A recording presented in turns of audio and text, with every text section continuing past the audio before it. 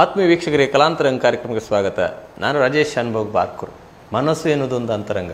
ಅಲ್ಲಿ ಅನೇಕ ವಿಷಯಗಳು ಗುಪ್ತವಾಗಿ ಅನೇಕ ಬಾರಿ ಯಾರಿಗೂ ಬಹಿರಂಗವಾಗದೆ ಹಾಗೆಯೇ ಉಳಿದುಬಿಡ್ತದೆ. ಅಂತಹ ವಿಷಯಗಳಿಗೆ ಕೂಡ ಒಮ್ಮೊಮ್ಮೆ ಮಾತನಾಡಬೇಕು ಅಂತ ಅನಿಸ್ತದೆ. ಅಂದು ಅದು ತನ್ನೊಳಗಿನ ತನ್ನ ಮನಸ್ಸಿನ ಭಾವನೆಗಳನ್ನು ಹೊರಹಾಕ್ತದೆ. ಅಂತಹ ಮನದ ಮಾತಿನ ಕಾರ್ಯಕ್ರಮವೇ ಈ ಕಲಾಂತರಂಗ ಕಾರ್ಯಕ್ರಮ. ಇಂದು ನಮ್ಮೊಂದಿಗಿದ್ದಾರೆ ಖ್ಯಾತ ಚಿತ್ರಕಲಾವಿದರು, ಮೃದಂಗ ವಾದಕರು, ಅದೇ ರೀತಿ ಸಂಘಟಕರು. ಅವರೇ ಉದಯ ಕೃಷ್ಣ ಜೆ ಅವರು.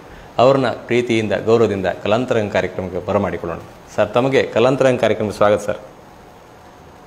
ನಮಸ್ಕಾರ. ನಮಸ್ಕಾರ ಸರ್. ಸರ್, ತಾವು ಚಿತ್ರಕಲಾವಿದರು. ಚಿತ್ರಕಲಾವಿದರನ್ನ ಬಹಳ ಅಪರೂಪವಾಗಿ ನಾವು ಸಂದರ್ಶನ ಮಾಡ್ತಿದ್ದೇವೆ. ಹಾಗೆ ಚಿತ್ರಕಲಾವಿದರು, ಮೃದಂಗ ವಾದಕರು, ಒಂಥರ ಸಕಲ ಕಲಾವಲ್ಲಭರು ತಾವು. ಹಾಗೆ ತಮ್ಮ ಕಲಾ ಜೀವನದ ಬಗ್ಗೆ ತಿಳಿಯುವಂಥ ಕುತೂಹಲ ನಮಗೆ. ಹಾಗೆ ನಿಮ್ಮ ಬಾಲ್ಯ ಜೀವನ, ತಂದೆ ತಾಯಿಯ ಬಗ್ಗೆ, ಅದೇ ಶಾಲಾ ಜೀವನದ ಬಗ್ಗೆ ಒಂದೆರಡು ಮಾತು ಸರ್. ಈ ಕಲಾಂತರಂಗ ಅನ್ನುವ ಕಾರ್ಯಕ್ರಮ ಬಹಳ ಒಂದು ವಿಶೇಷವಾದದ್ದು, ವೈಶಿಷ್ಟ್ಯಪೂರ್ಣವಾದದ್ದು ಅಂತ ನಾನು ಭಾವಿಸ್ತೇನೆ. ಯಾಕಂದ್ರೆ ಕಲೆಗೋಸ್ಕರವಾಗಿ, ಕಲಾವಿದರಿಗೋಸ್ಕರವಾಗಿ ಅವರ ಅಂತರಂಗವನ್ನು ಬಹಿರಂಗ ಮಾಡುವಂತಹ ಒಂದು ವಿಶೇಷವಾದ ಕಾರ್ಯಕ್ರಮ ಇದಾದ್ದರಿಂದ. ಹೌದು ಸರ್. ಸೊ ಅದಕ್ಕೆ ಮೊದಲಾಗಿ ನಾನು ನಿಮಗೆ ಅಭಿನಂದನೆಗಳನ್ನು ಸಲ್ಲಿಸ್ತಾ ಎಲ್ಲ ವೀಕ್ಷಕರಿಗೂ ಕೂಡ ನನ್ನ ಆತ್ಮೀಯ ನಮಸ್ಕಾರಗಳು. ಆಗಲಿ ಸರ್. ಕಲೆ, ನಾನು ಬಾಲ್ಯದಿಂದಲೂ ಬೇರೆ ಬೇರೆ ಕಲೆಗಳಲ್ಲಿ ಬಹಳಷ್ಟು ಆಸಕ್ತಿಯನ್ನ ಹೊಂದಿದ್ದೆ. ಹಾಗೆ ಮತ್ತೆ ಮತ್ತೆ ಬೆಳೀತಾ ಬೇರೆ ಬೇರೆ ಸಂದರ್ಭಗಳಲ್ಲಿ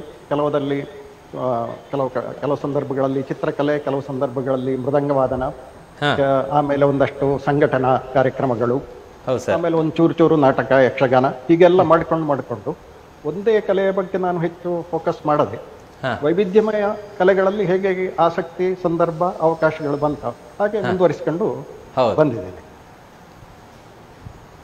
ಹಾಗೆ ಸರ್. ಅಂದ್ರೆ ತಂದೆ ತಾಯಿಯವರ ಬಗ್ಗೆ ಒಂದೆರಡು ಮಾತು ಸರ್. ತಂದೆ ತಾಯಿ, ನನ್ನ ತಂದೆ ತಾಯಿಯವರಿಬ್ಬರು ಕೂಡ ಬಾಲ್ಯದಿಂದಲೇ ನನ್ನ ಈ ಆಸಕ್ತಿಗಳಿಗೆಲ್ಲ ಬಹಳ ಪ್ರೋತ್ಸಾಹವನ್ನು ಕೊಡ್ತಾ ಬಂದಿದ್ದಾರೆ. ನನ್ನ ಬಾಲ್ಯ ಕೂಡ ಹಾಗೆ ಇತ್ತು. ಅವಾಗ ಈಗಿನ ಮಕ್ಕಳಿಗಿರುವಂತಹ ಒತ್ತಡಗಳೇನು ಇರಲಿಲ್ಲ, ಶಾಲೆಗಳಲ್ಲಿ ಆಗಲಿ ಮನೆಯಲ್ಲಿ ಆಗಲಿ. ತಂದೆಯವರು ಜಿ ಶಂಕರ ಭಟ್ ಅಂತ, ಜಿ ಶಂ ಪೆರ್ಲಾ ಅನ್ನುವ ಹೆಸರಿನಲ್ಲಿ ಒಂದಷ್ಟು ಸಾಹಿತ್ಯ ಸೃಷ್ಟಿಯೆಲ್ಲ ಮಾಡಿದ್ದಾರೆ. ಅವರ 3 ಪುಸ್ತಕಗಳು ಪ್ರಕಟ ಆಗಿವೆ. ಬೈ ಪ್ರೊಫೆಷನ್ ಅವರು ಸುಮಾರು 34 ವರ್ಷ ಹೈಸ್ಕೂಲ್ನ ಅಧ್ಯಾಪಕರಾಗಿದ್ದವರು. ಅವರ ಪುಸ್ತಕಗಳು ಒಂದು ಕಥಾ ಸಂಕಲನ, 2 ಧ್ರುವ ಅಂತ, ಇನ್ನೊಂದು ವೈಚಾರಿಕ ಲೇಖನಗಳ ಸಂಗ್ರಹ, ಅದು ವಿಚಾರ ವಿಹಾರ ಅಂತ. ವಿಚಾರ ವಿಹಾರ. ಹೌದು. ಈ ವಿಚಾರ ವಿಹಾರದಲ್ಲಿನ ಅನೇಕ ಲೇಖನಗಳು ಉದಯವಾಣಿ ಪತ್ರಿಕೆಯಲ್ಲಿ ಪ್ರಕಟ ಆಗಿದೆ. ಈ ಶಂಪರ್ಲಾ ಅನ್ನುವ ಹೆಸರು. ಹಾಗೆ ನಿಮ್ಮ ತಂದೆಯವರು ಸಾಹಿತಿಗಳು ಮತ್ತೆ ಅಧ್ಯಾಪಕರಾಗಿದ್ದರು. ಹೌದು. ಮತ್ತೆ ಒಂದು ಆತ್ಮಕಥನ ಬರೆದ್ರು ನಮ್ಮ ಮಾತೃಭಾಷೆ ಹವ್ಯಕ ಭಾಷೆಯಲ್ಲಿ. ಆಕ್ಚುಲಿ ಮುರ್ಸಂದಿಯ ಮೆಲುಕು ಅಂತ, ಅದು ಹವ್ಯಕ ಭಾಷೆಯಲ್ಲಿ ಪ್ರಕಟ ಆದ ಪ್ರಪ್ರಥಮ ಆತ್ಮಕಥೆ. ಹಾಗೆ ಅಂದ್ರೆ ತಾಯಿಯವರು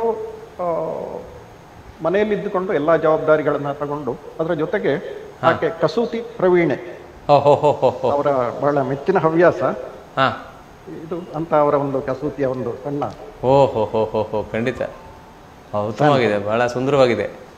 ಹಾಗೆ ಇವರ ಈ ಒಂದು ಹಿನ್ನೆಲೆಯಲ್ಲಿ ನಾನು ಬೆಳೆದದ್ದರಿಂದ ಇರಬಹುದು. ಹೌದು, ನನಗೆ ಕೂಡ ಬೇರೆ ಬೇರೆ ವೈವಿಧ್ಯಮಯ ಕಲೆಗಳಲ್ಲಿ ಆಸಕ್ತಿ. ಖಂಡಿತ ಸರ್. ಅಂದ್ರೆ ನಿಮ್ಮ ತಂದೆಯವರು ಸಾಹಿತಿಗಳು, ಆದರೆ ಸರ್ ತಾವು ಬಹಳಷ್ಟು ಮುಂದುವರೆದದ್ದು ಕಲೆಯಲ್ಲಿ. ಅಂದ್ರೆ ಎಲ್ಲ ಕಲೆ ಒಂದೇ, ಆದ್ರೆ ಚಿತ್ರಕಲೆ ಆಸಕ್ತಿ ಬರಲು ಕಾರಣ ಏನು ಸರ್ ತಮಗೆ? ನನಗೆ ಪ್ರಾರಂಭದಿಂದಲೂ ಏನಾದ್ರೂ ಒಂದು ವಸ್ತುವನ್ನು ನೋಡಿದ್ರೆ ಅದನ್ನು ಒಂದು ಪುಸ್ತಕದಲ್ಲಿ ಗೀಚೋದು, ಅಥವಾ ನಾನು ಮೃದಂಗ ನುಡಿಸ್ತಾ ಇದ್ದಾಗ ಮನೆಗೆ ಬಂದು ಮೃದಂಗದ ಚಿತ್ರ ಮಾಡೋದು, ಹೀಗೆ ಒಂದಲ್ಲ ಒಂದು ಕಣ್ಣಿಗೆ ಏನು ಕಾಣಿಸ್ತದೋ ಅದನ್ನು ಮಾಡುವ ಒಂದು ಹವ್ಯಾಸ ಮೊದಲಿನಿಂದಲೇ ಇತ್ತು. ಅದಕ್ಕೆ ಒಂದು ಮುಖ್ಯ ಕಾರಣ ಅಂತಂದ್ರೆ, ನನ್ನ ಸೋದರ ಮಾವ ಶಿವರಾಮ್ ಕಜೆ ಅಂತ, ಅವರು ಬಹಳ ಒಳ್ಳೆಯ ಚಿತ್ರಕಲಾವಿದರಾಗಿದ್ದರು. ಆದ್ರೆ ಕಲಾವಿದರಾಗಿ ಅವರು ಹೆಚ್ಚು ಹೆಸರು ಗಳಿಸಲಿಲ್ಲ, ಆದ್ರೆ ಬಹಳ ಪ್ರತಿಭಾವಂತರಾಗಿದ್ದರು. ಅವರ ಪ್ರಭಾವ ಕೂಡ ನನ್ನ ಮೇಲೆ ಬಹಳ ಇದೆ. ಹೌದು. ಅವರು ಚಿಕ್ಕಂದಿನಲ್ಲಿ ಬೇರೆ ಬೇರೆ ವೈವಿಧ್ಯಮಯ ಅಕ್ಷರಗಳನ್ನು ವಿನ್ಯಾಸ ಮಾಡೋದು, ಇಂಥದ್ದನ್ನೆಲ್ಲ ಆವಾಗಲೇ ಮಾಡ್ತಾ ಇದ್ದಾರೆ. ಹಾಗೆ ನಮ್ಗೆ ಶಾಲೆಯಲ್ಲಿ ಬೇರೆ ವಿಜ್ಞಾನದಲ್ಲಿ ಲೆಕ್ಕ ಪಾಠಗಳಲ್ಲೆಲ್ಲ ಚಿತ್ರಗಳಿರ್ತಾವಲ್ಲ, ಅದನ್ನೆಲ್ಲ ಬಹಳ ಆಸಕ್ತಿಯಿಂದ ಮಾಡ್ತಾ ಇದ್ದೆ. ಆದ್ರೆ ನಮಗೆ ಹೈಸ್ಕೂಲ್ನವರೆಗೂ ಆ ಕಾಲದಲ್ಲಿ ವಿಶೇಷವಾದ ಕೋಚಿಂಗ್ ಅಂತ ಏನು ಇರಲಿಲ್ಲ ಚಿತ್ರಕಲೆ. ನಮಗೆ 1-2 ವರ್ಷ ಮಾತ್ರ ಚಿತ್ರಕಲಾ ಅಧ್ಯಾಪಕರಿದ್ರು, ಪರಮೇಶ್ವರ ಹೆಬ್ಬಾರ್ ಅಂತ, ಬಹಳ ಆಸಕ್ತಿಯಿಂದ ಹೇಳಿಕೊಡ್ತಾ ಇದ್ರು. ಅದ್ ಬಿಟ್ರೆ ಬೇರೆ ಫಾರ್ಮಲ್ ಕೋಚಿಂಗ್ ಅಂತ ನಾವೇನ್ ಹೇಳ್ತೇವೆ ಅಂತದ್ದೇನು ಇರ್ಲಿಲ್ಲ. ಇಲ್ಲ ಅದು ಸ್ವಂತ ಪರಿಶ್ರಮದಿಂದ ಮಾಡ್ತಾ ಬಂದೆ. ಹೌದು ಹೌದು ಹೌದು ಹೌದು, ಖಂಡಿತ. ಅಂದ್ರೆ ನಿಮ್ಮ ಕುಟುಂಬದಲ್ಲಿ ಕಲೆಗೆ ಪ್ರೋತ್ಸಾಹ ಒಳ್ಳೆ ಇದೆ ಅಲ್ಲ ಸರ್? ತೊಂದರೆ ಇಲ್ಲ, ಪ್ರೋತ್ಸಾಹ ಇದೆ. ಹೌದು, ಪ್ರೋತ್ಸಾಹ ನಿರಂತರವಾಗಿ ಇತ್ತು. ಯಾವತ್ತೂ ಕೂಡ ನೀನು ಚಿತ್ರ ಮಾಡಬೇಡ ಅಂತ ಅದನ್ನು ಡಿಸ್ಕರೇಜ್ ಮಾಡಿದ್ದಿಲ್ಲ ಯಾರು ಕೂಡ. ಹಾಗೆ ಸರ್, ತಾವು ಕಾಲೇಜು ದಿನಗಳಲ್ಲಿ ಹೇಗಿದ್ರಿ? ಕಾಲೇಜ್ ದಿನಗಳಲ್ಲಿ ಏನೇನು ಕಲೆಯ ಬಗ್ಗೆ ಆಸಕ್ತಿ ಇತ್ತ? ಕಲಾವಿದರಾಗಿದ್ರ? ಆಗ ಚಿತ್ರ ಬಿಡಿಸ್ತಿದ್ರ, ಮೃದಂಗ ನುಡಿಸ್ತಾ ಇದ್ರ, ಸಾಹಿತ್ಯವನ್ನು ಬರೀತಿದ್ರ? ಯಾವ ರೀತಿ ಇದ್ರಿ ಸರ್ ಕಾಲೇಜ್ ಜೀವನದಲ್ಲಿ? ಕಾಲೇಜ್ ಎಲ್ಲಿ ಕಲ್ತ್ರಿ, ಅದ್ರ ಎಲ್ಲಿವರೆಗೆ ಕಲ್ತ್ರಿ, ಅದರ ಬಗ್ಗೆ ತಿಳಿಸಿ ಸರ್. ನಾನು PUCಗೆ ಮಹಾವೀರ ಕಾಲೇಜ್ ಮೂಡುಬಿದ್ರಿ ಅಲ್ಲಿ ಓದಿದ್ದು. ಅಲ್ಲಿ ನನ್ನ ಚಿಕ್ಕಪ್ಪ physics head of the department ಆಗಿದ್ರು, GN ಭಟ್ ಅಂತ. ಅವರ ಆಮೇಲೆ ಭುವನೇಂದ್ರ ಕಾಲೇಜ್ನಲ್ಲಿ ಬಹಳ ವರ್ಷ ಪ್ರಿನ್ಸಿಪಲ್ ಆಗಿ ಕೂಡ ಇತ್ತು. ಅವರು ಅವರ ಮನೆಯಲ್ಲೇ ಇರಿಸಿಕೊಂಡು ನನಗೆ PUC ಓದಿಸಿದ್ರು. ಆವಾಗ ಅಲ್ಲಿ ಒಂದಷ್ಟು ಅವಕಾಶಗಳೆಲ್ಲ ಇತ್ತು ಈ ಚಿತ್ರಕಲೆಗೆ ಎಲ್ಲ ಕೂಡ. ಆದ್ರೆ ಇನ್ನಷ್ಟು ಹೆಚ್ಚಿನ ಓಪನಿಂಗ್ಸ್ ಮತ್ತೆ ಅವಕಾಶಗಳು ಸಿಕ್ಕಿದ್ದು ನಾನು ಮತ್ತೆ ಡಿಗ್ರಿಗೆ BBM ಬಿಸ್ನೆಸ್ ಮ್ಯಾನೇಜ್ಮೆಂಟ್ ಅಲ್ಲಿ ಡಿಗ್ರಿ ಮಾಡೋದಕ್ಕೆ MGM ಕಾಲೇಜ್ ಉಡುಪಿನಲ್ಲಿ ಸೇರಿದೆ. ಅಲ್ಲಿ ನನ್ನ ಅದೃಷ್ಟ ಅಂತ ಹೇಳುವ ಹಾಗೆ ಪ್ರೊಫೆಸರ್ ಕುಶಿ ಹರಿದಾಸ್ ಭಟ್ ಅವರೇ ಪ್ರಿನ್ಸಿಪಾಲ್ ಆಗಿದ್ದಾಗ ಅವರಿಗೆ ಇಂಥ ಕಲೆಗಳ ಮೇಲೆಲ್ಲ ಬಹಳಷ್ಟು ಪ್ರೀತಿ ಇತ್ತು. ಹಾಗಾಗಿ ನಮಗೆ ಎಲ್ಲ ಕಾಂಪಿಟೇಷನ್ಗೆ ಕಳಿಸೋದು, ಅಲ್ಲಿಗೆ ಹೋಗೋದಕ್ಕೆ ಬರೋದಕ್ಕೆ ಬೇಕಾದ ವ್ಯವಸ್ಥೆಗಳನ್ನು ಮಾಡೋದು, ಇಂಥ ಎಲ್ಲ ರೀತಿಯ ಪ್ರೋತ್ಸಾಹವನ್ನು ಕೊಟ್ಟರು. ನಾವು ಕೂಡ ಅವರ ನಿರೀಕ್ಷೆಗೆ ಸರಿಯಾಗಿ ಹೋದಲ್ಲೆಲ್ಲ ಬಹಳಷ್ಟು ಬಹುಮಾನಗಳನ್ನ ತಗೊಂಡು ಬರ್ತಾ ಇದ್ವಿ. ಮೃದಂಗವಾದನದಲ್ಲಿ ಅನೇಕ ಇಂಟರ್ ಕಾಲೇಜ್ ಕಾಂಪಿಟೇಷನ್ಗಳಲ್ಲಿ ಬಹುಮಾನಗಳು ಬಂತು, ಚಿತ್ರಕಲೆಯಲ್ಲೂ ಬಂತು. ಹಾಗೆ ಬೇರೆ ನಾಟಕದಲ್ಲೂ ಭಾಗವಹಿಸಿ ಅದರಲ್ಲೂ ಬಹುಮಾನಗಳನ್ನು ತಂದಿತ್ತು. ಆ ದಿನಗಳ ಒಂದು ಮುಖ್ಯ ಈವೆಂಟ್ ಅನ್ನು ನಾನಿಲ್ಲಿ ಹೇಳಲೇಬೇಕು. ಮೈಸೂರು ವಿಶ್ವವಿದ್ಯಾನಿಲಯದವರು ಒಂದು ಯೂನಿವರ್ಸಿಟಿ ಮಟ್ಟದ ಕಾಂಪಿಟೇಷನ್ ಅನ್ನು ಕಂಡಕ್ಟ್ ಮಾಡ್ತಾ ಇದ್ದಾರೆ ಪ್ರತಿ ವರ್ಷ ಮೈಸೂರಿನಲ್ಲಿ. ಸೊ ಅದಕ್ಕೆ ನಮ್ಮ ಕಾಲೇಜಿಂದ ನಮ್ಮ ಕಾಲೇಜನ್ನು ನಾವು ರೆಪ್ರೆಸೆಂಟ್ ಮಾಡಿಕೊಂಡು ನಾವು ಹೋಗಿದ್ವಿ. ಅಲ್ಲಿ 2 ಸ್ಪರ್ಧೆಗಳಲ್ಲಿ ನಾನು ಭಾಗವಹಿಸಿದೆ. ಒಂದು ಚಿತ್ರಕಲೆ, ಇನ್ನೊಂದು ನಮ್ದೊಂದು ಒಳ್ಳೆ ಟೀಮ್ ಇತ್ತು ಅವಾಗ, ಹಾಡುವವರದ್ದು ಮತ್ತು ನಾನು ಮೃದಂಗ ನುಡಿಸ್ತಾ ಇದ್ದೆ. ಅಲ್ಲಿ ಗ್ರೂಪ್ ಸಾಂಗ್ ಇದೆರಡರಲ್ಲಿ ನಾವು ಅಲ್ಲಿ ಭಾಗವಹಿಸಿ ಅದು 2ರಲ್ಲೂ ಯೂನಿವರ್ಸಿಟಿ ಮಟ್ಟದಲ್ಲಿ ಫಸ್ಟ್ ಪ್ರೈಸ್ ನಲ್ಲಿ. ಅದೇ ಸಂದರ್ಭದಲ್ಲಿ ಬೇರೆ ಬೇರೆ ಯೂನಿವರ್ಸಿಟಿಗಳಲ್ಲಿ ಪ್ರೈಸ್ ಬಂದವರು ಎಲ್ಲ ಸೇರಿಕೊಂಡು ಇಂಟರ್ ಯೂನಿವರ್ಸಿಟಿ ರಾಜ್ಯ ಮಟ್ಟದ ಸ್ಪರ್ಧೆ ಕೂಡ ನಡೀತಾ ಇದೆ. ನಾವು ಅದರಲ್ಲೂ ಭಾಗವಹಿಸಿ ಮತ್ತೆ ಅದರಲ್ಲೂ ಕೂಡ ಸ್ಟೇಟ್ ಲೆವೆಲ್ ಅಲ್ಲಿ ಫಸ್ಟ್ ಪ್ರೈಸ್ ನಮ್ಮ ಟೀಮಿಗೆ ಬಂದಿದೆ. ಬಹಳಷ್ಟು ಕೆಲಸ ಮಾಡಿದಿರಿ ಕಾಲೇಜ್ ಜೀವನದಲ್ಲಿ ಅಲ್ಲ ಸರ್? ಬಹಳಷ್ಟು ಸಾಹಿತ್ಯಿಕವಾಗಿ, ಸಾಂಸ್ಕೃತಿಕವಾಗಿ ಬಹಳಷ್ಟು ಚಟುವಟಿಕೆಗಳಿತ್ತು ತಮ್ಮದು. ಇದೇ ಸಂದರ್ಭದಲ್ಲಿ ಅಲ್ಲಿ ಕನ್ನಡ ಪ್ರಾಧ್ಯಾಪಕರಾಗಿ ಡಾಕ್ಟರ್ ಹೊಸಕೆರೆ ಎಸ್ ಶಿವಸ್ವಾಮಿ ಅಂತ ಇದ್ರು, ಒಳ್ಳೆಯ ಸಾಹಿತಿಗಳು. ಅವರೀಗ ಇಲ್ಲ. ಅವರ ನಿರ್ದೇಶನದಲ್ಲಿ ಒಂದು ನಾಟಕ ಮಾಡಿದ್ರು. ಅದು ಲಂಕೇಶರ ಪೊಲೀಸರಿದ್ದಾರೆ ಎಚ್ಚರಿಕೆ ಅಂತ, ಒಂದು ಸೈಕಾಲಜಿಗೆ ಸಂಬಂಧಪಟ್ಟ ಒಂದು ಒಳ್ಳೆ ನಾಟಕ. ಈ ಪರ್ಸೆಕ್ಯೂಷನ್ ಕಾಂಪ್ಲೆಕ್ಸ್ ಅಂತ ಹೇಳ್ತಾರೆ. ಅದನ್ನು ಮಂಗಳೂರು ಟೌನ್ ಹಾಲ್ ಅಲ್ಲಿ ನಾವು ಇಂಟರ್ ಕಾಲೇಜಿಯೇಟ್ ಮಟ್ಟದಲ್ಲಿ ಪ್ರದರ್ಶನ ಮಾಡಿ ನಮಗೆ ಫಸ್ಟ್ ಪ್ರೈಸ್ ಬಂತ. ನಮ್ಮ ಸರ್ ಅವರಿಗೆ ಬೆಸ್ಟ್ ಡೈರೆಕ್ಟರ್ ಅಂತ ಬಂತು. ನಮ್ಮ ಇನ್ನೊಬ್ರು ಸ್ನೇಹಿತರು ಜಯರಾಮ್ ಭಟ್ ಅಂತ, ಅವರಿಗೆ ಬೆಸ್ಟ್ ಆಕ್ಟರ್ ಅಂತ ಬಂತು. ಹಾಗೆ ಅದು ಬಹಳ ದೊಡ್ಡ ಒಂದು ಜಯಭೇರಿ ಅಂತ ಹೇಳ್ಬೋದು ಆ ಕಾಲಕ್ಕೆ.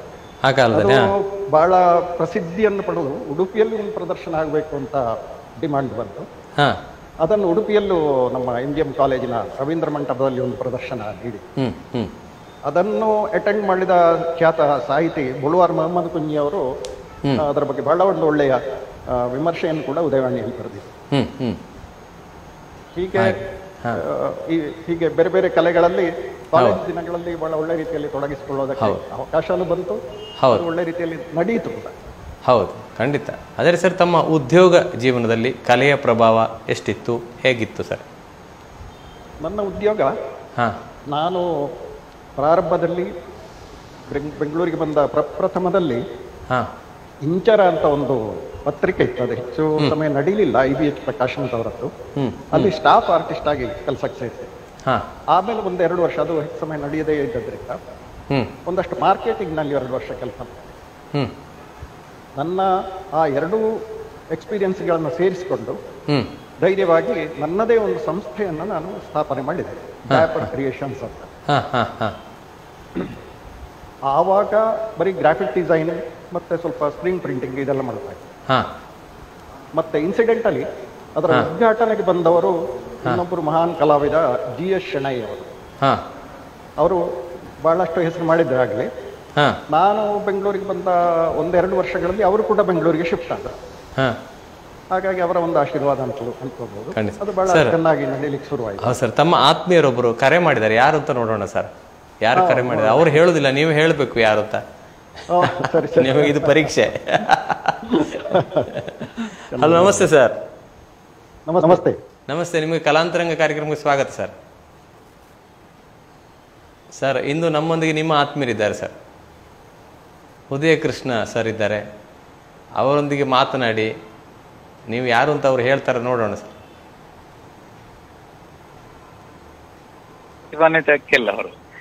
ಅವರು ಈ ಸಾಮಾನ್ಯವಾಗಿ ಹೆಚ್ಚಿನವ್ರದ್ದು ವೃತ್ತಿ ಬೇರೆ, ಪ್ರವೃತ್ತಿ ಬೇರೆ ಇರ್ತದೆ.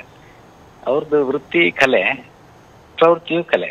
ಹಲೋ, ಹಾಗಾಗಿ ಅವರು ಹಲೋ ಒಂದು ನಿಮಿಷ ಸರ.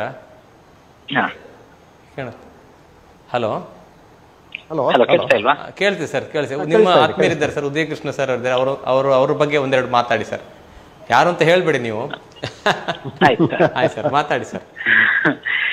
ಉದಯ ಕೃಷ್ಣ ಅವರು ಪ್ರತಿಭಾನ್ವಿತ ವ್ಯಕ್ತಿ. ಅವ್ರದ್ದೊಂದು ವ್ಯಕ್ತಿತ್ವ. ಅದರಲ್ಲೂ ಈ ಸಾಮಾನ್ಯವಾಗಿ ಎಲ್ಲರದ್ದು ವೃತ್ತಿ ಬೇರೆ ಇರ್ತದೆ, ಪ್ರವೃತ್ತಿ ಬೇರೆ ಇರ್ತದೆ. ಹೌದು ಸರ್. ಆದ್ರೆ ಉದಯ ಕೃಷ್ಣ ಅವ್ರದ್ದು ಹಾಗಲ್ಲ. ವೃತ್ತಿ ಕಲೆ, ಆಮೇಲೆ ಪ್ರವೃತ್ತಿ ಕೂಡ ಕಲೆ ಎರಡು ಒಂದೇ. ಹಾಗಾಗಿ ಅವರ ವೃತ್ತಿಗೆ ಸಾಕಷ್ಟು ಜೀವ ತುಂಬುವ ಕೆಲಸವನ್ನು ಮಾಡಿದ್ರು. ಜೊತೆಯಲ್ಲಿ ಪ್ರವೃತ್ತಿ ಕೂಡ ತನ್ನಿಂದಾನೇ ಜೀವ ತುಂಬಿತ್ತು. ಅವ್ರಿಗೆ ಕೂಡ ಅದರಿಂದ ಜೀವನ ಸಹ ಸಿಕ್ಕಿತ್ತು ಆಕ್ಚುಲಿ. ಹೌದೌದು. ಹಾಗಾಗಿ ಅವರು ವಿಶಿಷ್ಟ ವ್ಯಕ್ತಿಯಾಗಿ, ಅಂದ್ರೆ ಎಲ್ಲ ಬೇರೆ ಬೇರೆ, ಕೇವಲ ಈಗ ಅವರು ಪ್ರಿಂಟಿಂಗ್ ನ ಇದರಿಂದ ಆರಂಭ ಮಾಡ್ಕೊಂಡು ಜೊತೆಯಲ್ಲಿ ಮತ್ತೆ ಬೇರೆ ಬೇರೆ, ಮೊದಲು ಆರಂಭದಲ್ಲಿ ಮಾರ್ಕೆಟಿಂಗ್ ನ ಇದರಲ್ಲಿ ಸ್ವಲ್ಪ ಕೆಲಸ ಮಾಡಿದ್ರು. ಆನಂತರ ಪ್ರಿಂಟಿಂಗ್ ನ ಇದಕ್ಕೆ ಬಂದ್ರು. ನಂತರ ಅದರಲ್ಲಿ ತನ್ನತನವನ್ನು ತೋರ್ಕೊಂಡು ಅದನ್ನ ಇನ್ನೂ ಹೆಚ್ಚು ಅಭಿವೃದ್ಧಿ ಮಾಡಿಕೊಂಡು, ಜೊತೆಯಲ್ಲಿ ಅವರು ಸಂಗೀತ, ಮೃದಂಗ ವಾದನದಲ್ಲಿ ಅವ್ರದ್ದು ಎತ್ತಿದ ಕೈ. ಅವರು ತುಂಬಾ ಚೆನ್ನಾಗಿ ನುಡಿಸ್ತಾರೆ. ಹೌದು ಸರ್.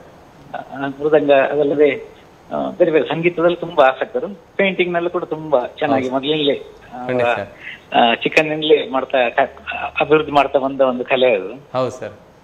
ಹಾಗಾಗಿ ಸರ್, ನೀವು ಯಾರು ಅಂತ ಅವ್ರಿಗೆ ಗೊತ್ತಾಗಿದೆ, ನೋಡೋಣ, ಅವ್ರ ಹತ್ರ ಕೇಳುವ ಸರ್. ಮತ್ತೆ ಮಾತು ಮುಂದೆ ಸರ್, ಇವರು ಯಾರು ಸರ್? ಸರ್, ಕೋವಿಡ್ ಬಂದಾಗ ಒಬ್ಬ ವ್ಯಕ್ತಿ ಏನು ಮಾಡಿದ್ರು ಗೊತ್ತಿದೆಯಾ? ಕೋವಿಡ್ ಸಂದರ್ಭದಲ್ಲಿ ಒಬ್ಬ ವ್ಯಕ್ತಿ ಕೋವಿಡ್ಗೆ ಒಂದು ಆಯುರ್ವೇದ ಔಷಧಿಯನ್ನು ಕಂಡು ಹಿಡಿದದ್ದು ಮಾತ್ರ ಅಲ್ಲ, ಅದನ್ನು ಲಕ್ಷಾಂತರ ಮಂದಿಗೆ ಫ್ರೀಯಾಗಿ ಡಿಸ್ಟ್ರಿಬ್ಯೂಟ್ ಮಾಡಿ ಎಷ್ಟೋ ಜನರ ಜೀವ ರಕ್ಷಣೆ ಮಾಡಿದಂತ ಒಬ್ಬರು ಮಹಾನ್ ವ್ಯಕ್ತಿ ಅವರೇ ಇವರು, ಡಾಕ್ಟರ್ ಗಿರಿಧರ್ ಕಜೆ ಅವರು. ಹೌದು ಸರ್,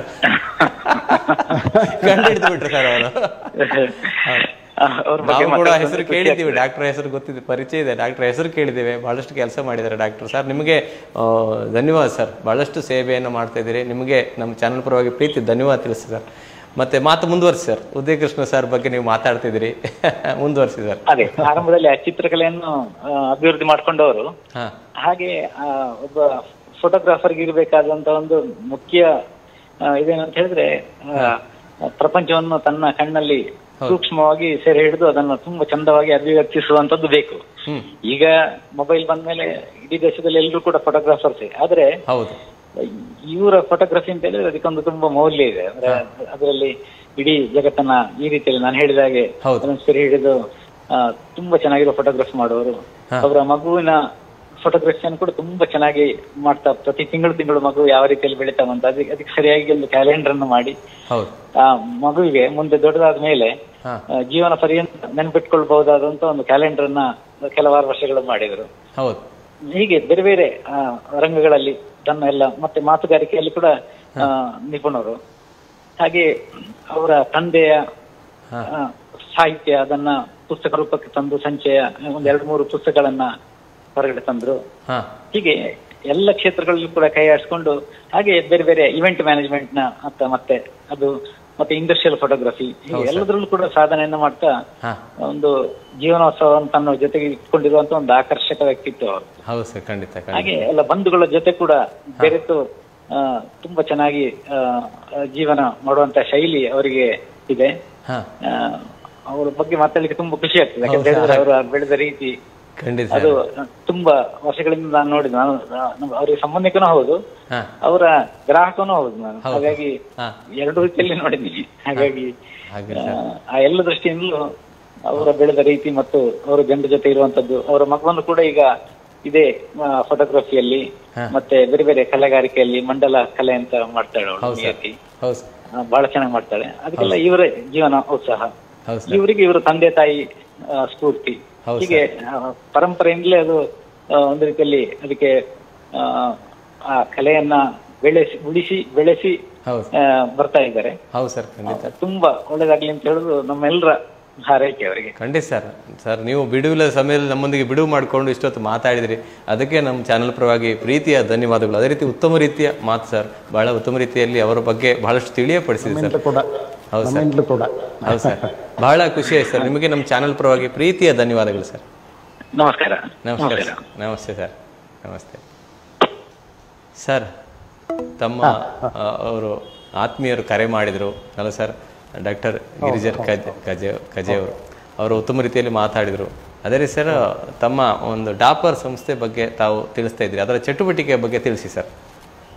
ನಾವು ಪ್ರಾರಂಭದಲ್ಲಿ ಗ್ರಾಫಿಕ್ ಡಿಸೈನರ್ ಆಗಿ ಈ ಕ್ಷೇತ್ರವನ್ನು ನಾನು ಪ್ರವೇಶ ಮಾಡಿದರೂ ಕೂಡ ಆಮೇಲೆ ಟ್ರೆಂಡ್ ಮತ್ತೆ ಸಾಮಾಜಿಕ ಬದಲಾವಣೆಗಳು, ಇಂಡಸ್ಟ್ರಿಯಲ್ ರಿಕ್ವೈರ್ಮೆಂಟ್ಸ್ ಇದೆಲ್ಲ ಬದಲಾಗ್ತಿದ್ದ ಹಾಗೆ ನಮ್ಮ ಆಕ್ಟಿವಿಟಿಯನ್ನು ನಾವು ವಿಸ್ತಾರ ಮಾಡ್ತಾ ಹೋಗ್ತೀವಿ. ಮಾಡ್ತಾ ಕಳೆದ ಸುಮಾರು 20-25 ವರ್ಷದಲ್ಲಿ ಡಿಸೈನಿಂಗ್ ಮಾತ್ರ ಅಲ್ಲದೆ ಪ್ರಿಂಟಿಂಗ್ ಸರ್ವಿಸು ಅದು ಮೊದಲಿಂದ ಮಾಡ್ತಾ ಇದ್ದೀವಿ. ಅದು ಅಲ್ಲದೆ ಈವೆಂಟ್ ಮ್ಯಾನೇಜ್ಮೆಂಟ್, ಮತ್ತೆ ಇತ್ತೀಚೆಗೆ ಎಲ್ಲ ಸಂಸ್ಥೆಗಳಿಗೆ ಮತ್ತೆ ಇನ್ಸ್ಟಿಟ್ಯೂಷನ್ಗಳಿಗೆ, ಕಂಪನಿಗಳಿಗೆ, ಕಾರ್ಪೊರೇಟ್ಸ್ಗೆಲ್ಲ ಪ್ರಮೋಷನಲ್ ವಿಡಿಯೋಗಳನ್ನು ತುಂಬ ಮಾಡ್ತಾ ಇದ್ದೀವಿ. ಆಮೇಲೆ ನನ್ನ ಹತ್ರವೇ ಟ್ರೈನಿಂಗ್ ಆದ ನನ್ನ ಶಿಷ್ಯರ ಒಂದು ದೊಡ್ಡ ತಂಡ ಇದೆ. ಹಾಗೆ ನಾವು ಈವೆಂಟ್ ಕವರೇಜ್ ಕೂಡ ಮಾಡ್ತೀವಿ. ದೊಡ್ಡ ಈವೆಂಟ್ಗಳಿದ್ದಾಗ ನಾವು ಈವೆಂಟನ್ನು ಲೈವ್ ಸ್ಟ್ರೀಮಿಂಗು ಎಲ್ಲ ಮಾಡಿ ಆಯಿತು. ಮತ್ತು ಮಲ್ಟಿಮೀಡಿಯಾ ಪ್ರೆಸೆಂಟೇಷನ್. ಇದು ಅಲ್ಲದೆ ಬೆಂಗಳೂರಿನಲ್ಲಿ ದೊಡ್ಡ ಮಟ್ಟದ ಕೆಲವು ಇಂಡಸ್ಟ್ರಿಯಲ್ ಎಕ್ಸಿಬಿಷನ್ಗಳಾಗ್ತವೆ. ಅದಕ್ಕೆಲ್ಲ ಬಹಳ ದೊಡ್ಡ ಮಟ್ಟದ ಒಂದು ಸ್ಟಾಲ್ಗಳು, ಡಿಸೈನರ್ ಸ್ಟಾಲ್ಸ್ ಅಂತ ಹೇಳಿ, ಅಂಥದ್ದನ್ನು ಡಿಸೈನ್ ಮಾಡಿ ಟೋಟಲ್ ಎಕ್ಸಿಬಿಷನ್ ಮಾಡಿ ಇಂಥ ಆಕ್ಟಿವಿಟೀಸ್ಗಳನ್ನೆಲ್ಲ ಒಂದೊಂದಾಗಿ ಸೇರಿಸಿಕೊಂಡು ಹೋಗ್ತಾ ಇದ್ದೇವೆ. ಪ್ರಸಕ್ತ ಇಷ್ಟು ಆಕ್ಟಿವಿಟೀಸು ಚೆನ್ನಾಗಿ ನಡೀತಾ ಇದೆ. ಹೌದು, ಆಗಲಿ ಸರ್, ಆಗಲಿ. ಅದರಿಂದ ತಾವು ಚಿತ್ರಕಲಾವಿದರು, ತಮ್ಮ ಚಿತ್ರಗಳ ಸಂಗ್ರಹವನ್ನು ಕಲಾ ಪ್ರದರ್ಶನ ಮಾಡಿರ್ತೀರಿ ಹಲವಾರು ಕಡೆ. ಅದರ ಬಗ್ಗೆ ಒಂದೆರಡು ಮಾತು ಸರ್. ಒಂದು ಕಲೆಯ ಪ್ರದರ್ಶನದ ಬಗ್ಗೆ, ಅವನು ನಡೆಸಿಕೊಂಡು ಹೋಗುವಂಥ ರೀತಿ ಅದು ಬಹಳ ಕಷ್ಟ ನಿಜವಾಗಿ. ಒಂದು ದೊಡ್ಡ ಹಾಲ್ ಸಿಗಬೇಕು, ಸರಿಯಾದ ಒಂದು ಬೆಳಕಿನ ವ್ಯವಸ್ಥೆ ಬೇಕು, ಎಲ್ಲವೂ ಬೇಕು ಅಲ್ಲ ಸರ್ ನಿಜವಾಗಿ. ಅದರ ಬಗ್ಗೆ ಒಂದೆರಡು ಮಾತು ಸರ್, ನಿಮ್ಮ ಚಿತ್ರಕಲೆಯ ಬಗ್ಗೆ, ಚಿತ್ರಕಲಾ ಪ್ರದರ್ಶನದ ಬಗ್ಗೆ ತಿಳಿಸಿ ಸರ್. ಮುಖ್ಯವಾಗಿ ನನ್ನ ಈ ಒಂದು ಕಲಾಯಾನ ಅಂತ ನೀವು ಕರೆಯುವುದಾದರೆ ಅದು 2 ಭಾಗಗಳಲ್ಲಿ ನಡೆಯಿತು. ಕಾಲೇಜು ದಿನಗಳವರೆಗೆ ಸುಮಾರು 20-25 ವರ್ಷ ನಾನು ಉದ್ಯೋಗದಲ್ಲಿ ಒಂದು ಸ್ಟ್ಯಾಬಿಲೈಸ್ ಆಗಬೇಕು, ಗಟ್ಟಿಯಾಗಿ ತಳ ಊರಬೇಕು ಅನ್ನೋ ಉದ್ದೇಶದಿಂದ ನನ್ನ ಹವ್ಯಾಸಗಳನ್ನು ಸ್ವಲ್ಪ ಬದಿಗೆ ತಳ್ಳಬೇಕಾಗಿತ್ತು. ಆಮೇಲೆ ಕಳೆದ ಒಂದು 8-10 ವರ್ಷದಿಂದ ಅದು ಮತ್ತೆ ನನ್ನನ್ನು ಕರೆಯೋದಕ್ಕೆ ಶುರು ಮಾಡಿದೆ. ಸೈಡಲ್ಲಿಟ್ಟಿದ್ದ ಬ್ರಷ್ಗಳು, ಪೇಪರು, ಕ್ಯಾನ್ವಾಸ್ಗಳೆಲ್ಲ ನಾನು ಇದ್ದೇನೆ ಅಂತ ನೆನಪು ಮಾಡಿಸೋದಕ್ಕೆ ಶುರು ಮಾಡಿತ್ತು. ಅಟ್ಟದಲ್ಲಿದ್ದ ಮೃದಂಗ ನನ್ನನ್ನು ಕರೆಯೋದಕ್ಕೆ ಶುರು ಮಾಡಿತ್ತು. ಹೀಗಾಗಿ ಇದನ್ನು ಪೂರ್ತಿ ಬಿಟ್ಟು ಇರೋದಕ್ಕೆ ಸಾಧ್ಯ ಇಲ್ಲ ಅಂತ ಅನ್ನಿಸಿದ ಮೇಲೆ ಮತ್ತೆ ನಾನು ಇದರಲ್ಲಿ ನನ್ನ ಪ್ರೊಫೆಷನ್ ಜೊತೆಗೆ ಕಾರ್ಯಪ್ರವರ್ತನ ಆಗೋದಕ್ಕೆ ಶುರು ಮಾಡಿದೆ. ಹಾಗೆ ಮಾಡ್ತಾ ಅಲ್ಲಿ ಇಲ್ಲಿ ಬೇರೆ ಬೇರೆ ರೀತಿಯ ಪ್ರದರ್ಶನಗಳೆಲ್ಲ ನಡೆದು, ಆದರೆ ನನ್ನದೇ ಆದ ಒಂದು ಒಳ್ಳೆ ರೀತಿ ಎಕ್ಸ್ಕ್ಲೂಸಿವ್ ಒನ್ ಮ್ಯಾನ್ ಶೋ ಅಂತ ಹೇಳ್ತೇವೆ. ಆದರೆ ಇದು ಒನ್ ಮ್ಯಾನ್ ಶೋ ಆಗಲಿಲ್ಲ, ಆ ವಿಚಾರ ಹೇಳ್ತೇನೆ. ಹಾಗೊಂದು ಮಾಡಬೇಕು ಅನ್ನೋ ಆಸೆ ಬಹಳ ದಿನಗಳಿಂದ ಇದ್ದದ್ದು. ಈಗ ಇತ್ತೀಚೆಗೆ ಅಷ್ಟೇ ಬೆಂಗಳೂರಿನ ಸುಪ್ರಸಿದ್ಧ ಚಿತ್ರಕಲಾ ಪರಿಷತ್ನಲ್ಲಿ 3 ದಿವಸಗಳ ಎಕ್ಸಿಬಿಷನ್ ಆಯಿತು. ಅದೇ ಸಮಯಕ್ಕೆ ಸರಿಯಾಗಿ ನನ್ನ ಮಗಳು, ಅವಳು ಕೂಡ ಫೋಟೋಗ್ರಫಿ ಮತ್ತು ಮಂಡಲ ಆರ್ಟ್ ಅಂತ ಒಂದು ಹೊಸ ಕಾನ್ಸೆಪ್ಟ್ ಬಂದಿದೆ. ಅದರಲ್ಲಿ ಒಂದಷ್ಟು ಪರಿಶ್ರಮವನ್ನು ಹಾಕಿ ಬಹಳ ಆಸಕ್ತಿ ತಗೊಂಡು ಒಂದು ಒಳ್ಳೆಯ ಅನೇಕ ಕಲಾಕೃತಿಗಳನ್ನು ರಚನೆ ಮಾಡಿದೆ. ಅದು ಹಾಗಾಗಿ ಈ ಫೋಟೋಗ್ರಫಿ, ಮಂಡಲ ಆರ್ಟು, ಡ್ರಾಯಿಂಗ್ಸು, ಪೇಂಟಿಂಗ್ಸು ಎಲ್ಲ ಸೇರಿಸಿ ಒಟ್ಟು 139 ಕಲಾಕೃತಿಗಳ ಪ್ರದರ್ಶನವನ್ನು ನಾವು ಚಿತ್ರಕಲಾ ಪರಿಷತ್ನಲ್ಲಿ ಇತ್ತೀಚೆಗೆ ಮಾಡಿದೆವು. ಅದು ನನ್ನ ಮಗಳು ಮತ್ತು ನಾನು ಒಟ್ಟಿಗೆ ಸೇರಿ ಮಾಡಿರುವಂಥ ಒಂದು ವಿಶೇಷ ಕಾರ್ಯಕ್ರಮ. ಇಷ್ಟು ಮಾತ್ರ ಅಲ್ಲದೆ ಇದರ ಉದ್ಘಾಟನೆ ಮಾಡಿದ್ದು ನನ್ನ ಅಮ್ಮ. ಅಮ್ಮ ಓಹೋ ಹೋ ಹೋ ಹಾಗೆ ನಾವು ಆ ಸಂದರ್ಭದಲ್ಲಿ ಒಂದೇ ಮನೆಯ 3 ಜನರೇಷನ್ ಅವರು ಆ ಕಾರ್ಯಕ್ರಮದಲ್ಲಿ ನೇರವಾಗಿ ಭಾಗವಹಿಸ್ತೇವೆ. ಒಂದು ಬಹಳ ಅಪೂರ್ವವಾದ ಖುಷಿ ಕೊಟ್ಟಂತಹ ಒಂದು ಬಹಳ ಅವಿಸ್ಮರಣೀಯ ಅನುಭವವನ್ನು ಕೊಟ್ಟಂತಹ ಒಂದು ಕಾರ್ಯಕ್ರಮ. ಖಂಡಿತ ಖಂಡಿತ ಸರ್, ಖಂಡಿತ. ಅಂದ್ರೆ ಮನೆಯವರೆಲ್ಲ ಸೇರಿ ಒಂದು ಕಾರ್ಯಕ್ರಮ ಮಾಡೋದು, ಅದು ಕೂಡ ಕಲಾವಿದರು. ನಿಮ್ಮ ಮಗಳು ಕೂಡ ಚಿತ್ರ ಕಲಾವಿದೆ ಅಲ್ಲ ಸರ್? ನಿಮ್ಮ ಮಗಳು ಕೂಡ ಚಿತ್ರ ಕಲಾವಿದೆ ಆಗಿದ್ದಾರೆ. ಅಂದ್ರೆ ಈಗ ಜಸ್ಟ್ 10th ಸ್ಟ್ಯಾಂಡರ್ಡ್ ಪಾಸ್ ಆಗಿದ್ದಾಳೆ ಅಷ್ಟೇ, ಇನ್ನು ಈಗ PUC ಗೆ ಜಾಯಿನ್ ಆಗಿದ್ದಾಳೆ. ಸೊ ಕಳೆದ 2-3 ವರ್ಷಗಳಲ್ಲಿ ಅವಳಲ್ಲಿ ನಾನು ಕಂಡಿರುವಂತಹ ಈ ವಿಶೇಷ ಒಂದು ಪ್ರತಿಭೆ ಅದು. ಅದಕ್ಕೆ ಈಗ ಪ್ರೋತ್ಸಾಹ ಕೊಡುವುದಕ್ಕೂ ಇದು ಅತ್ಯಂತ ಸೂಕ್ತ ಸಮಯ ಅಂತ ನನಗೆ ಅನ್ನಿಸ್ತದೆ. ಹೌದು, ಖಂಡಿತ. ಒಂದು ದೊಡ್ಡ ಮಟ್ಟದ ಪ್ರದರ್ಶನ ಮಾಡುವಷ್ಟು ಆ ಗುಣಮಟ್ಟ ಇದೆ ಅಂತ ನನಗೆ ಅನಿಸಿದ್ರಿಂದ ಖಂಡಿತ ಅದೆಲ್ಲವನ್ನು ಸೇರಿಕೊಂಡು ನಾವು ಒಂದು ಪ್ರದರ್ಶನದ ವ್ಯವಸ್ಥೆಯನ್ನು ಮಾಡಿದ್ದೇವೆ. ಖಂಡಿತ ಸರ್. ಅದೇ ಸರ್, ತಮ್ಮ ಮನೆಯವರ ಬಗ್ಗೆ ಅಂದರೆ ನಿಮ್ಮ ಮನೆಯವರ ಬೆಂಬಲ ಹೇಗಿದೆ ನಿಮ್ಮ ಕಲೆಗೆ? ಅಂದರೆ ಮಗಳ ಹೆಸರು, ಮನೆಯವರ ಹೆಸರು ಎಲ್ಲವನ್ನು ನಮಗೆ ತಿಳಿಸಿ ಸರ್. ಅವರ ಬೆಂಬಲ ಹೇಗಿದೆ ಅಂತ ತಿಳಿಸಿ, ಅವರು ನಿಮ್ಮ ಈ ಕೆಲಸಕ್ಕೆ ಹೇಗೆ ಸಪೋರ್ಟ್ ಆಗಿ ನಿಲ್ತಾರೆ ಅದು ಕೂಡ ಪ್ರಾಮುಖ್ಯತೆ ಪಡ್ತದೆ. ಯಾಕಂದರೆ ನಾವು ನಮ್ಮ ಸಂಸಾರ ಜೀವನದಲ್ಲಿ ನಾವು ಶಾಂತಿಯಲ್ಲಿದ್ದರೆ ಮಾತ್ರ ಈ ನಿಮ್ಮ ಎಲ್ಲ ಕಲಾವಿದರು ಅಷ್ಟೇ, ಅವರು ಶಾಂತಿಯಾಗಿದ್ದರೆ ಮಾತ್ರ ಅವರಿಂದ ಉತ್ತಮ ರೀತಿಯ ಕಲಾ ಪ್ರದರ್ಶನ ಬರಲಿಕ್ಕೆ ಸಾಧ್ಯ ಇದೆ, ಹೊಸ ಹೊಸ ಆಲೋಚನೆ ಬರಲಿಕ್ಕೆ ಸಾಧ್ಯ ಇದೆ. ಇಲ್ಲದ್ರೆ ನಮ್ಮ ಸಾಂಸಾರಿಕ ಆಲೋಚನೆಗಳೇ ತಲೆಯಲ್ಲಿ ತುಂಬಿಕೊಂಡಿದ್ದಾಗ ನಮ್ಮ ಹೊಸ ಹೊಸ ಆಲೋಚನೆಗಳಿಗೆ ಜಾಗ ಇರೋದಿಲ್ಲ ಅಲ್ಲ ಸರ್? ಅಲ್ಲ, ನಿಮ್ಮ ಬೆಂಬಲ ಹೇಗಿದೆ ಅವರದ್ದು ತಿಳಿಸಿ. ನಾನು ಪ್ರಾರಂಭದಿಂದಲೂ ಮುಂದೆ ನಿಯಮವನ್ನು ಪಾಲಿಸ್ತಾ ಬಂದಿದ್ದೇನೆ. ಕೆಲಸಗಳಿಗೆಷ್ಟು, ಹವ್ಯಾಸಗಳಿಗೆಷ್ಟು, ಫ್ಯಾಮಿಲಿಗೆಷ್ಟು ಅಂತ. ಅದು ಕೆಲವು ಸಲ ಏರುಪೇರು ಆಗಿದೆ ಬಹಳಷ್ಟು.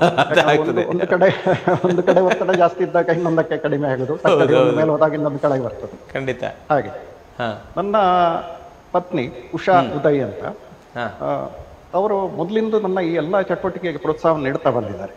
ಯಾವತ್ತೂ ಕೂಡ ಇದನ್ನು ನೀವು ಮಾಡಬೇಡಿ, ಇದು ಚೆನ್ನಾಗಿಲ್ಲ ಅಂತ ಹೇಳಿದವರಲ್ಲ. ಮತ್ತೆ ನಾನು ಈ ಹವ್ಯಾಸಗಳನ್ನು ಬದಿಗಿಟ್ಟು ಸುಮಾರು ಒಂದು 20 ವರ್ಷ ಬರೀ ನನ್ನ ಪ್ರೊಫೆಷನ್ ಬಗ್ಗೆ ಫೋಕಸ್ ಮಾಡ್ತಾ ಇದ್ದಾಗ ಅವಳು ಕೂಡ ದಿನ ಆಫೀಸಿಗೆ ಬಂದು ನಮ್ಮ ಅಕೌಂಟ್ಸ್, ಲೆಕ್ಕಪತ್ರಗಳು ಇದನ್ನೆಲ್ಲ ನೋಡಿಕೊಳ್ಳೋದು. ಆಕೆ ಕೂಡ CA ಇಂಟರ್ವರೆಗೆ ಕಲ್ತಿರುವ ವ್ಯಕ್ತಿ. ಹಾಗಾಗಿ ನನಗೆ ಬಹಳ ರೀತಿಯಲ್ಲಿ ಅದು ಸಪೋರ್ಟ್ ಆಯಿತು. ಆಮೇಲೆ ಈಗ ಮತ್ತೆ ನಾನು ನನ್ನ ಹವ್ಯಾಸಗಳನ್ನು ತಿರುಗಾ ನನ್ನ ಸೆಕೆಂಡ್ ಇನ್ನಿಂಗ್ಸ್ ಅಂತ ಹೇಳೋದಾದ್ರೆ ಅದನ್ನು ಮುಂದುವರಿಸುವಾಗ ಆಕೆಯ ಸಪೋರ್ಟ್ ಕೂಡ ಎಲ್ಲ ರೀತಿಯ ವ್ಯವಸ್ಥೆ ಮಾಡಿಕೊಡೋದು. ಮತ್ತೆ ಇಷ್ಟೆಲ್ಲ ಆಗಿ ಕೂಡ ಮನೆಯನ್ನು ಒಂದು ಒಳ್ಳೆಯ ಒಂದು ಸುಸಂಸ್ಕೃತ ವಾತಾವರಣ ಮನೆಯಲ್ಲಿ ನಿರ್ಮಾಣ ಆಗೋದಕ್ಕೆ ಅವಳೇ ಕಾರಣ. ಯಾಕಂದ್ರೆ ನಮ್ಮ ಕಾಂಟ್ರಿಬ್ಯೂಷನ್ ಅದರಲ್ಲಿ ಏನೂ ಇಲ್ಲ. ಹಾಗೆ ಮಗಳಿಗೂ ಕೂಡ ಅವಳ ಬೇರೆ ಬೇರೆ ಹವ್ಯಾಸಗಳಿದೆಯಲ್ಲ, ಅದೆಲ್ಲದಕ್ಕೂ ಬೆನ್ನೆಲುಬಾಗಿ ನಿಂತುಕೊಂಡು ನಮ್ಮ ಜೊತೆಗೆ ಇದ್ದಾರೆ. ಮಗಳ ಹೆಸರು? ಮಗಳ ಹೆಸರು ನಿಯತಿ. ನಿಯತಿ ನಿಯತಿ ಅಂತ ಆಗ್ಲಿ. ಈಗ ಈ ವರ್ಷದ ಈ ಅಕಾಡೆಮಿಕ್ ಇಯರ್ ಇಂದ ಫಸ್ಟ್ PUC ಗೆ ಜಾಯಿನ್ ಆದ್ರು. ಅದರ ಕಲಿಯುವಿಕೆಯ ಜೊತೆಗೆ ಅವಳ ಹವ್ಯಾಸಗಳನ್ನು ಮುಂದುವರಿಸುವ ಉದ್ದೇಶ ಇದೆ. ಹೌದು ಸರ್. ಮುಂದೆ PUC ಆದ್ಮೇಲೆ ಏನ್ ಮಾಡ್ತಾಳೆ ಗೊತ್ತಿಲ್ಲ, ಯಾವ್ದಾದ್ರು ಕ್ರಿಯೇಟಿವ್ ಫೀಲ್ಡ್ಗೆ ಹೋಗ್ಬೇಕು ಅಂತ ಅವಳ ಆಸೆ ಇದೆ. ಹೌದು ಸರ್, ನಮ್ಮ ಪೂರ್ಣ ಪ್ರಮಾಣದ ಪ್ರೋತ್ಸಾಹ ಇದ್ದೇ ಇದೆ. ಹೌದು ಹೌದು, ಖಂಡಿತ ಖಂಡಿತ ಸರ್, ಖಂಡಿತ. ಅದೆಲ್ಲ ಅಂದರೆ ಪೇರೆಂಟ್ಸ್ ಸಪೋರ್ಟ್ ಬೇಕು. ಮತ್ತೆ ನಿಮ್ಮಲ್ಲಿರುವಂಥ ಕಲೆ ಅವರಿಗೆ ಬಂದಿದೆ, ಚಿತ್ರಕಲೆ. ಮತ್ತೆ ನಿಮ್ಮ ಒಂದು ವಂಶ ಪರಂಪರೆ ಅಂದರೆ ಅದು ನಿಮ್ಮದು ಕಲಾವಿದರ ಮನೆ. ಆ ಕಲಾವಿದರ ಮನೆಯಲ್ಲಿ ಒಬ್ಬಳು ಕಲಾವಿದೆಯಾಗಿ ಮುಂದೆ ಹೋಗ್ತಾಳೆ ಅಂತ ನೀವು ಈಗಲೇ ಒಂದು ಸೂಚನೆ ನೀಡಿದ್ದಾರೆ ಅಲ್ಲ ಸರ್? ನಿಮ್ಮೊಂದಿಗೆ ಶುಭವಾಗಲಿ ಎನ್ನುವಂಥ ಶುಭ ಹಾರೈಕೆ ನಮ್ಮ ಚಾನೆಲ್ ಪರವಾಗಿ ಅವರಿಗೂ ಕೂಡ. ಹಾಗೆ ದೊಡ್ಡ ಚಿತ್ರ ಕಲಾವಿದೆ ಆಗಲಿ, ಅವರ ಏನು ಆಸಕ್ತಿ ಇದೆ ಅದರಲ್ಲಿ ಅವರು ಮುಂದುವರೆದು ದೊಡ್ಡ ಹೆಸರು ಮಾಡಲಿ ಎನ್ನುವಂಥ ಶುಭ ಹಾರೈಕೆಗಳು. ಅದೇ ಸರ್, ಈ ಅಭ್ಯಾಸಂ ಕಲಾಕುಂಜ ಅಂತ, ಅಭ್ಯಾಸ ಕಲಾಕುಂಜ ಅಂತ ಒಂದು ಸಂಸ್ಥೆ, ಪ್ರತಿಷ್ಠಾನ. ಆ ಪ್ರತಿಷ್ಠಾನದಲ್ಲಿ ತಾವಿದ್ರಿ. ಆ ಪ್ರತಿಷ್ಠಾನದ ಬಗ್ಗೆ ಒಂದೆರಡು ಮಾತು ಸರ್. ಇದು ಖ್ಯಾತ ಗಾಯಕ ವಿಜಯ್ ಹಾವನೂರ್ ಅಂತ ತಾವು ಕೇಳಿರ್ಬೋದು, ವಿದ್ವಾನ್ ವಿಜಯ್ ಹಾವನೂರ್ ಅಂತ. ಅವರು ತುಂಬಾ ಸುಪ್ರಸಿದ್ಧ, ಬಹಳ ಒಳ್ಳೆಯ ಗಾಯಕರು. ಹೌದು. ಇದು ಅವರು ಮತ್ತು ನಾನು ಜೊತೆಯಾಗಿ ಸೇರಿಕೊಂಡು ಸಂಸ್ಥಾಪನೆ ಮಾಡಿರುವಂತಹ ಒಂದು ಸಂಸ್ಥೆ. ಇದರ ಮುಖ್ಯ ಉದ್ದೇಶವಾಗಿ ಎಲ್ಲಾ ಕಲೆಗಳಿಗೆ ವೇದಿಕೆಯನ್ನು ಒದಗಿಸುವುದು, ಹೌದು, ತನ್ಮೂಲಕವಾಗಿ ಪ್ರೋತ್ಸಾಹ ಕೊಡೋದು. ಹಾಗಾಗಿ ಇದರಲ್ಲಿ ಸುಮಾರು ಒಂದು ವರ್ಷಕ್ಕೆ 2-3 ಕಾರ್ಯಕ್ರಮಗಳನ್ನ ನಿರಂತರವಾಗಿ ಒಂದು 7-8 ವರ್ಷ ನಡೆಸಿಕೊಂಡು ಬಂದೆ. ಅಲ್ಲಿ ಪ್ರಮುಖ ಸುಗಮ ಸಂಗೀತ ಗಾಯಕರು, ಮತ್ತೆ ಅದರಲ್ಲಿ ಯುವ ಕಲಾವಿದರಿಗೆ ಯುವ ಪುರಸ್ಕಾರ ಅಂತ ಒಂದು ಪ್ರಶಸ್ತಿ, ಅದು ಅಲ್ಲದೆ ಬೇರೆ ಬೇರೆ ಗಾಯಕರ ಸಂಗೀತ ಕಾರ್ಯಕ್ರಮಗಳು, ಜೊತೆಗೆ 1-2 ಕಾರ್ಯಕ್ರಮದಲ್ಲಿ ಹಾಡಿನ ಜೊತೆಗೆ ನಾನು ಚಿತ್ರ ಮಾಡಿದ್ದೆ, ಗಾನ ಕೊಂಚ ಅಂತ. ಹೌದೌದು, ಅದ್ರ ಬಗ್ಗೆ ಕೇಳಬೇಕಿತ್ತು. ಹೌದು ಹೌದು. ಹಾಗೆ ಈ ರೀತಿಯ ಕಾರ್ಯಕ್ರಮಗಳನ್ನು ನಾವು ನಿರಂತರವಾಗಿ ನಡೆಸಿಕೊಂಡು ಬರ್ತಾ ಇದ್ದೀವಿ. ಹೌದು ಹೌದು ಅದಕ್ಕೆ ಬಹಳ ಒಳ್ಳೆಯ ಪ್ರತಿಸ್ಪಂದನೆ ಸಿಕ್ಕಿದೆ ನಮಗೆ ಇಲ್ಲಿ ಬೆಂಗಳೂರಲ್ಲಿ. ಖಂಡಿತ ಬಂದವರೆಲ್ಲ ಬಹಳ ಮೆಚ್ಚಿಕೊಂಡ್ರು. ಹೌದು, ಎಲ್ಲ ಭಾಗವಹಿಸಿದ ಕಲಾವಿದರು ಕೂಡ ಬಹಳ ಮೆಚ್ಚಿಕೊಂಡ್ರು, ಖುಷಿ ಪಟ್ರು. ಅದೇ ಸರ್, ಖುಷಿ ಪಟ್ರು. ಅದೇ ಸರ್, ಅದೇ ಸರ್. ಅನೇಕರಿಗೆ ಪ್ರಶಸ್ತಿ ಪುರಸ್ಕಾರಗಳನ್ನೆಲ್ಲ ಕೊಟ್ವಿ. ದೊಡ್ಡ ದೊಡ್ಡ ಕವಿಗಳನ್ನು HS ವೆಂಕಟೇಶ್ ಮೂರ್ತಿ ಅಂತವರನ್ನೆಲ್ಲ ಕರೆಸಿದ್ವಿ. ಹೌದು, ಮತ್ತೆ ಗಣೇಶ್ ದೇಸಾಯಿ, ಮಾಲಿನಿ ಕೇಶವ ಪ್ರಸಾದ್, ನಾಗಚಂದ್ರಿಕಾ ಭಟ್ ಇಂಥವರೆಲ್ಲ ಭಾಗವಹಿಸಿ ಬಹಳ ಸಂತೋಷ. ಹೌದು ಸರ್, ಖಂಡಿತ ಸರ್. ಅದೇ ರೀತಿ ಸರ್, ತಾವು ಅಂದರೆ ನಾನು ಆಗಲೇ ಕೇಳಬೇಕು, ನೀವು ಹಾಗೆ ಹೇಳಿದ್ರಿ ಗಾನಚಿತ್ರ ಕಾರ್ಯಕ್ರಮ ಅಂದರೆ ಈ ಹಾಡು, ಯಾವ ಹಾಡು ಹಾಡ್ತಾರೆ ಅದಕ್ಕೆ ಸರಿಯಾದ ಚಿತ್ರವನ್ನು ಬಿಡಿಸೋದು ಅಲ್ಲ ಸರ್, ಆ ಥರ ಅಲ್ಲ ಸರ್? ಅದು ಬಹಳಷ್ಟು ಕಾರ್ಯಕ್ರಮಗಳನ್ನು ತಾವು ಮಾಡಿದಿರಿ. ಯಾವ್ಯಾವ ಕಲಾವಿದರೊಂದಿಗೆ ಮಾಡಿದ್ರಿ, ಅದು ಯಾವುದರ ಒಂದು ರೀತಿ ಹೇಗೆ, ಅದ್ರ ಬಗ್ಗೆ ಒಂದು ತಿಳಿಸಿರಿ. ಯಾಕಂದ್ರೆ ಎಷ್ಟು ನಿಮಿಷ ಬೇಕು, ಚಿತ್ರ ಬಿಡಿಸೋದು ಸುಲಭದ ಕೆಲಸ ಅಲ್ಲ. ಹಾಡುವಾಗ ಹಾಡ್ತಾ ಹಾಡ್ತಾ ಫಾಸ್ಟ್ ಆಗಿ ಹಾಡಿ ಹೋಗ್ತದೆ, ಆದರೆ ಈ ಬಿಡಿಸೋದು ಬಹಳ ಕಷ್ಟ, ಅದಕ್ಕೆ ಸರಿಯಾಗಿ ಬಿಡಿಸ್ಬೇಕಲ್ಲ, ಅದರ ಬಗ್ಗೆ ತಿಳಿಸಿ ಸರ್ ವಿವರವಾಗಿ. ಹೌದು, ಇದೊಂದು ಬಹಳ ವಿಶಿಷ್ಟವಾದ ಪರಿಕಲ್ಪನೆ. ಹೌದು, ಹಾಡಿನ ಜೊತೆಗೆ ಚಿತ್ರ ಮಾಡುವಂತ. ಹೌದು ಸರ್. ಅದನ್ನು ಈ ಚಿತ್ರಕಲೆ ಅನ್ನೋದು ಒಂದು ಪರ್ಫಾರ್ಮಿಂಗ್ ಆರ್ಟ್ ಅಂತ ಆಗಿರ್ಲೇ ಇಲ್ಲ ಯಾವತ್ತೂ ಕೂಡ. ಹೌದು, ಈಗ ಹಾಡುಗಾರಿಕೆ ಆಗಲಿ, ನೃತ್ಯ ಆಗಲಿ, ಯಕ್ಷಗಾನ ಆಗಲಿ, ಅದರ ಹಾಗೆ ಅದನ್ನು ನನಗೆ ಗೊತ್ತಿರುವ ಹಾಗೆ ವೇದಿಕೆಯ ಮೇಲಕ್ಕೆ, ಸ್ಟೇಜ್ ಮೇಲಕ್ಕೆ ತಂದವರು BKS ವರ್ಮಾ ಅವರು. ಅವರು ಕೂಡ ಇಂಥದ್ದೇ ಹಾಡಿನ ಜೊತೆಗೆ ಚಿತ್ರಗಳನ್ನು ಮಾಡ್ತಾ ಇದ್ರು. ಆಮೇಲೆ ನಾನು ಕೂಡ ನನ್ನದೇ ಒಂದು ಹಾಡುವವರ ಬಳಗ, ಅಂದ್ರೆ ಅದು ಹಾಡುವವರು ಯಾರಾದ್ರೂ ನಮಗೆ ವ್ಯತ್ಯಾಸ ಏನು ಆಗುದಿಲ್ಲ. ಹೌದೌದು. ಆ ಹಾಡಿನಲ್ಲಿ ಏನು ಥೀಮ್ ಇರ್ತದ ಆ ಚಿತ್ರವನ್ನು ಹಾಡು ಮುಗಿಯೋದ್ರೊಳಗೆ ನಾವು ಮಾಡಿ ಮುಗಿಸ್ಬೇಕು, ಅದು ಚಾಲೆಂಜ್. ಹೌದು. ಹಾಗೆ ಅದರಲ್ಲಿ ಬಹಳಷ್ಟು ಪ್ರಸಿದ್ಧ ಕಲಾವಿದರು, ಗಣೇಶ್ ದೇಸಾಯಿ ಅವರು, ನಾಗಚಂದ್ರಿಕಾ ಭಟ್ ಅವರು, ಆಮೇಲೆ ಸುರೇಖಾ ಅವರು, ಶಾನ್ ಭೋಗ್ ಅವರು, ಹೀಗೆ ಅನೇಕ ಕಲಾವಿದರು ಜೊತೆ ಬೇರೆ ಬೇರೆ ಸಂದರ್ಭಗಳಲ್ಲಿ, ರವೀಂದ್ರ ಸೊರಗಾವಿ ಅವರು, ಹೀಗೆ ಅನೇಕ ಕಲಾವಿದರು ಹಾಡಿದ್ದುಂಟು ಬೇರೆ ಬೇರೆ ಸಂದರ್ಭಗಳಲ್ಲಿ. ಅದು ಎಷ್ಟೋ ಬಾರಿ ಆರ್ಗನೈಸ್ ಮಾಡುವವರು ಯಾರನ್ನು ಕರೀತಾರೋ ಅವರ ಹಾಡಿಗೆ ನಾವು ಚಿತ್ರ ಬರಿತೇವೆ. ಕೆಲವು ಬಾರಿ ಅವರು ಯಾರು ಅಂತ ಗೊತ್ತಿರೋದಿಲ್ಲ, ಹಾಡು ಯಾವುದು ಅಂತಲೂ ಗೊತ್ತಿರೋದಿಲ್ಲ. ಆದ್ರೂ ಕೂಡ ಆ ಸಂದರ್ಭಕ್ಕೆ ನಾವು ತಕ್ಷಣ ರೆಡಿ ಆಗಬೇಕು. ಒಂದ್ಸಾರಿ ನಮ್ಮ ಸ್ನೇಹಿತ ಮುರಳೀಧರ್ ಅಂತ, ಅವರದ್ದು ಹಂಸಜ್ಯೋತಿ ಅಂತ ಒಂದು ಸಂಸ್ಥೆ, ಅದರಲ್ಲಿ ಗಾಂಧಿ ನಮನ ಅಂತಲೇ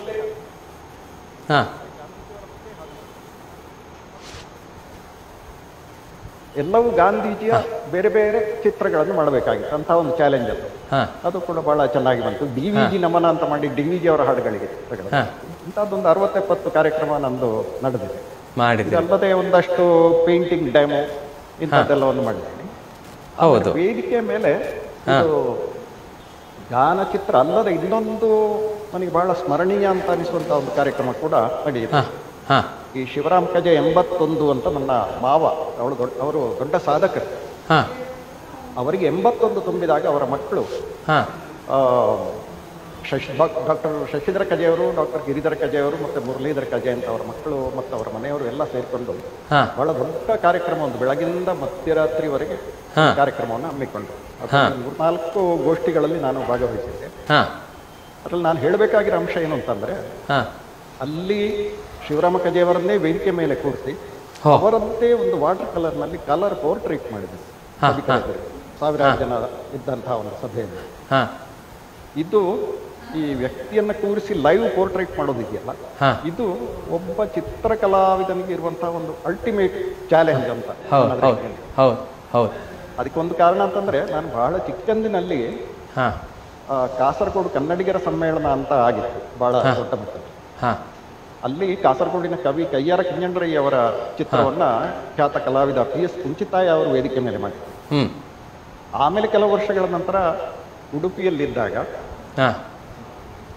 ಮಣಿಪಾಲದ ಬ್ರಹ್ಮ ಅಂತಲೇ ಕರೆಯಿಸಿಕೊಂಡ ಡಾಕ್ಟರ್ TMA ಪೈ ಅವರ 80ನೇ ಹುಟ್ಟುಹಬ್ಬದ ಸಂದರ್ಭದಲ್ಲಿ ಖ್ಯಾತ ಕಲಾವಿದ GS ಶೆಣೈ ಅವರು ಅವರ ವೇದಿಕೆಯ ಮೇಲೆ ಕೂರಿಸಿ ಅವರ ಪೋರ್ಟ್ರೇಟ್ ಅನ್ನು ಮಾಡಿದ್ದಾರೆ. GS ಶೆಣೈ ಅವರು ಬಹಳ ಅದ್ಭುತ ಕಲಾವಿದ. ಸೊ ಈ 2 ಘಟನೆಗಳನ್ನು ನೋಡಿದ ಮೇಲೆ ನನಗೆ ಅದು ಬಹಳಷ್ಟು ಮನಸ್ಸಿನ ಮೇಲೆ ಪ್ರಭಾವ ಬೀರಿತು. ಒಂದಲ್ಲ ಒಂದು ದಿವಸ ನಾನು ಕೂಡ ಹೀಗೊಂದು ಮಾಡೋದಕ್ಕೆ ಸಾಧ್ಯವಾಗ್ತದೆ.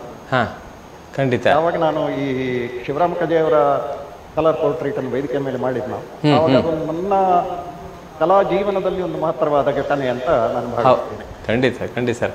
ಸರ್, ತಮ್ಮ ಹತ್ರ ಬಹಳಷ್ಟು ಮಾತಾಡ್ಲಿಕ್ಕೆ ಸರ್. ಈ ಕಾರ್ಯಕ್ರಮದ ಸಣ್ಣ ಒಂದು ವಿರಾಮ ತೆಗೆದು ಆನಂತರ ಕಾರ್ಯಕ್ರಮವನ್ನು ಮುಂದುವರಿಸೋಣ ಸರ್. ಖಂಡಿತ ಸರ್. ವೀಕ್ಷಕರೇ, ಕಲಾಂತರಂಗ ಕಾರ್ಯಕ್ರಮದಲ್ಲಿ ಪುಟ್ಟ ವಿರಾಮ, ಆನಂತರ ನಿಮ್ಮ ಮುಂದೆ ಬರ್ತೇವೆ. ನೋಡ್ತಾ ಇರಿ ಕಲಾಂತರಂಗ.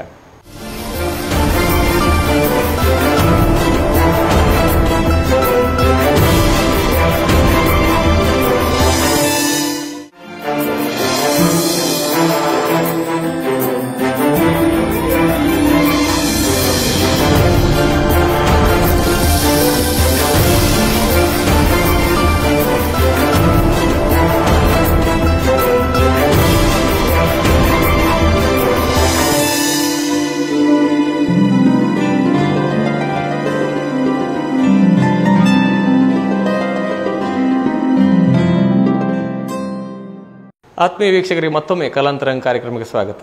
ಇಂದು ನಮ್ಮೊಂದಿಗಿದ್ದಾರೆ ನಮ್ಮ ನಾಡಿನ ಚಿತ್ರಕಲಾವಿದರು, ಜನಪ್ರಿಯ ಚಿತ್ರಕಲಾವಿದರು, ಸಂಘಟಕರು, ಮೃದಂಗ ವಾದಕರು ಅವರೇ ಉದಯ ಕೃಷ್ಣ ಜೆ. ಅವರೊಂದಿಗೆ ಮಾತನಾಡ್ತಿದ್ವಿ, ಅವರ ಮನದ ಮಾತುಗಳನ್ನು ಕೇಳುತ್ತಿದ್ವಿ. ಇನ್ನೂ ಬಹಳಷ್ಟು ಮಾತುಗಳನ್ನು ಕೇಳೋಣ. ಅವರಿಗೆ ಮತ್ತೊಮ್ಮೆ ಕಲಾಂತರಂಗ ಕಾರ್ಯಕ್ರಮಕ್ಕೆ ಸ್ವಾಗತವನ್ನು ಕೋರೋಣ. ಸರ್, ತಮಗೆ ಮತ್ತೊಮ್ಮೆ ಕಲಾಂತರಂಗ ಕಾರ್ಯಕ್ರಮಕ್ಕೆ ಸ್ವಾಗತ ಸರ್.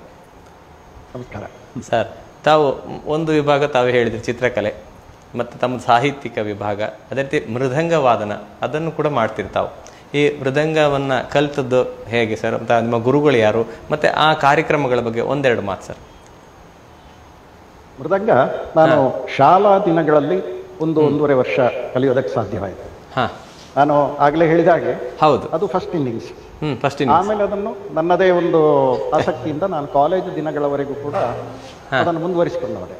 ಆಮೇಲೆ ನನ್ನ ಉದ್ಯೋಗಕ್ಕೆ ನಾನು ಬಂದಾಗ, ನಾನು ಆಗಲೇ ಹೇಳಿದಾಗ ಮತ್ತೆ ಅದನ್ನೆಲ್ಲ ನಾನು ಸ್ವಲ್ಪ ಬದಿಗೊತ್ತಬೇಕಾಯಿತು. ಆದರೆ ಅಲ್ಪ ಸ್ವಲ್ಪ ಪ್ರಾಕ್ಟೀಸ್ ಹಾಗೆ ನಡೀತಾ ಇತ್ತು. ಮೃದಂಗವಾದನದಲ್ಲಿ ಕೂಡ ನನ್ನ ಕಾಲೇಜು ದಿನಗಳಲ್ಲಿ ನಮ್ಮ ಪ್ರಿನ್ಸಿಪಾಲ್ ಹರಿದಾಸ್ ಭಟ್ ಅವರು ಬಹಳ ನನಗೆ ಪ್ರೋತ್ಸಾಹವನ್ನು ನೀಡಿದವರೇ. ಹೌದು, ಅಲ್ಲಿ ಅವರಿಗೆ ಪ್ರೋತ್ಸಾಹ ಅಂತ ಹೇಳೋದಕ್ಕೆ ನಾನು ಒಂದು ಚಿಕ್ಕ ಒಂದು ಘಟನೆಯನ್ನು ಹೇಳೋದಕ್ಕೆ ಬಯಸ್ತೇನೆ. ಒಂದು ಸಾರಿ ಇದ್ದಕ್ಕಿದ್ದಾಗೆ ಭಾನುವಾರ ನಮ್ಮ ಹಾಸ್ಟೆಲಿಗೆ ಅವರ ಕಡೆಯಿಂದ ಕರೆ ಬಂತು. ತಕ್ಷಣ ಹೋಗಿ ಪ್ರಿನ್ಸಿಪಾಲ್ ಅವರನ್ನು ಕಾಣಬೇಕಂತೆ. ಯಾಕಪ್ಪ ಕರೆದಿದ್ದಾರೆ, ಏನು ನನ್ನಿಂದ ಏನು ತಪ್ಪಾಗಿದೆ ಏನೋ ಗೊತ್ತಿಲ್ಲ ಅಂತ ಭಯಪಟ್ಟುಕೊಂಡೇ ಹೋದೆ. ಹೋದರೆ ಅಲ್ಲಿ ಒಂದು ಮೂಲೆಯಲ್ಲಿ ಒಂದು ಮೃದಂಗ ಇಟ್ಟಿತ್ತು. ಕರೆದು ಹೇಳಿದರು, ನೋಡೊಂದು ಅಲ್ಲಿ ಒಂದು ಮೃದಂಗ ಇದೆ, ಅದನ್ನೊಂದು ನುಡಿಸಿ ನೋಡು ಹೇಗಿದೆ ನೋಡು ಅಂತ. ನುಡಿಸಿ ನೋಡಿದ್ರೆ ನಮಗೆ ಬೇಕಾದ್ದೇ ಆಗಿತ್ತದು. ಅಂದ್ರೆ ಸಿ ಶ್ರುತಿಯದ್ದು, ನಾವು ಒಂದನೇ ಮನೆ ಅಂತ ಹೇಳ್ತೇವೆ ಬಿಳಿ, ಆ ಶ್ರುತಿಯದ್ದು ನಮ್ಗೆ ಬೇಕಾಗಿತ್ತು. ನಮ್ಮಲ್ಲಿ ಇಬ್ಬರು ತುಂಬಾ ಒಳ್ಳೆ ಹಾಡುವವರಿತ್ತು. ಇಬ್ಬರು ಶ್ರೀಕಾಂತ್ ಸೋಮಯಾಜಿ ಅಂತ, ಇನ್ನೊಬ್ಬರು ಶ್ರೀನಿವಾಸ್ ಪುತ್ತೂರಾಯ ಅಂತ. ಹೌದೌದು, ಅವರ ಶ್ರುತಿಗೆ ಆ ಒಂದು ಮೃದಂಗ ಬೇಕಾಗಿತ್ತು. ಸೊ ಅದು ನಮ್ಗೆ ಬಹಳ ಅನುಕೂಲವಾಗಿ ಆಯ್ತು. ಆಮೇಲೆ ಸರ್ ಹೇಳಿದ್ರು, ನಿಂದು ಈಗ ಫೈನಲ್ ಇಯರ್ ಅಲ್ಲಿ ಇದ್ದಿ, ಈ ವರ್ಷ ಮುಗಿಯುವಲ್ಲಿವರೆಗೂ ಅದು ನಿನ್ನ ಹತ್ರವೇ ಇರ್ತದೆ. ಕಾಲೇಜ್ ಬಿಟ್ಟು ಹೋದಾಗ ಅದನ್ನು ನೀನು ವಾಪಸ್ ಕೊಟ್ಟರಾಯ್ತು. ಆದ್ರೆ ನೀನು ಹಾಸ್ಟೆಲ್ಗೆ ತಗೊಂಡೋಗಿ ಸುಮ್ಮನೆ ಇಟ್ಕೊಂಡು ಕೂತಿರೋದಲ್ಲ, ಎಲ್ಲಿ ಏನೆಲ್ಲ ಕಾಂಪಿಟೇಷನ್ಸ್ ನಡೀತದೋ ಅಲ್ಲೆಲ್ಲ ನಾನು ಕಳಿಸ್ತೇನೆ, ಎಲ್ಲ ಕಡೆ ಹೋಗಿ ಪ್ರೈಸ್ ತಗೊಂಡು ಬರ್ಬೇಕು. ಆಗ ಅಷ್ಟರ ಮಟ್ಟಿನ ಅವರು ಪ್ರೋತ್ಸಾಹ ಕೊಟ್ಟರು. ಅವ್ರು ಹೇಳಿದಾಗೆ ಆಯ್ತು, ಅವ್ರ ಮಾತು ಸತ್ಯ ಆಯ್ತು. ಅವರೆಲ್ಲ ಪ್ರೈಸ್ ಬಹುಮಾನಗಳನ್ನು ತಗೊಂಡು ಬರ್ತಾ ಇದ್ವಿ.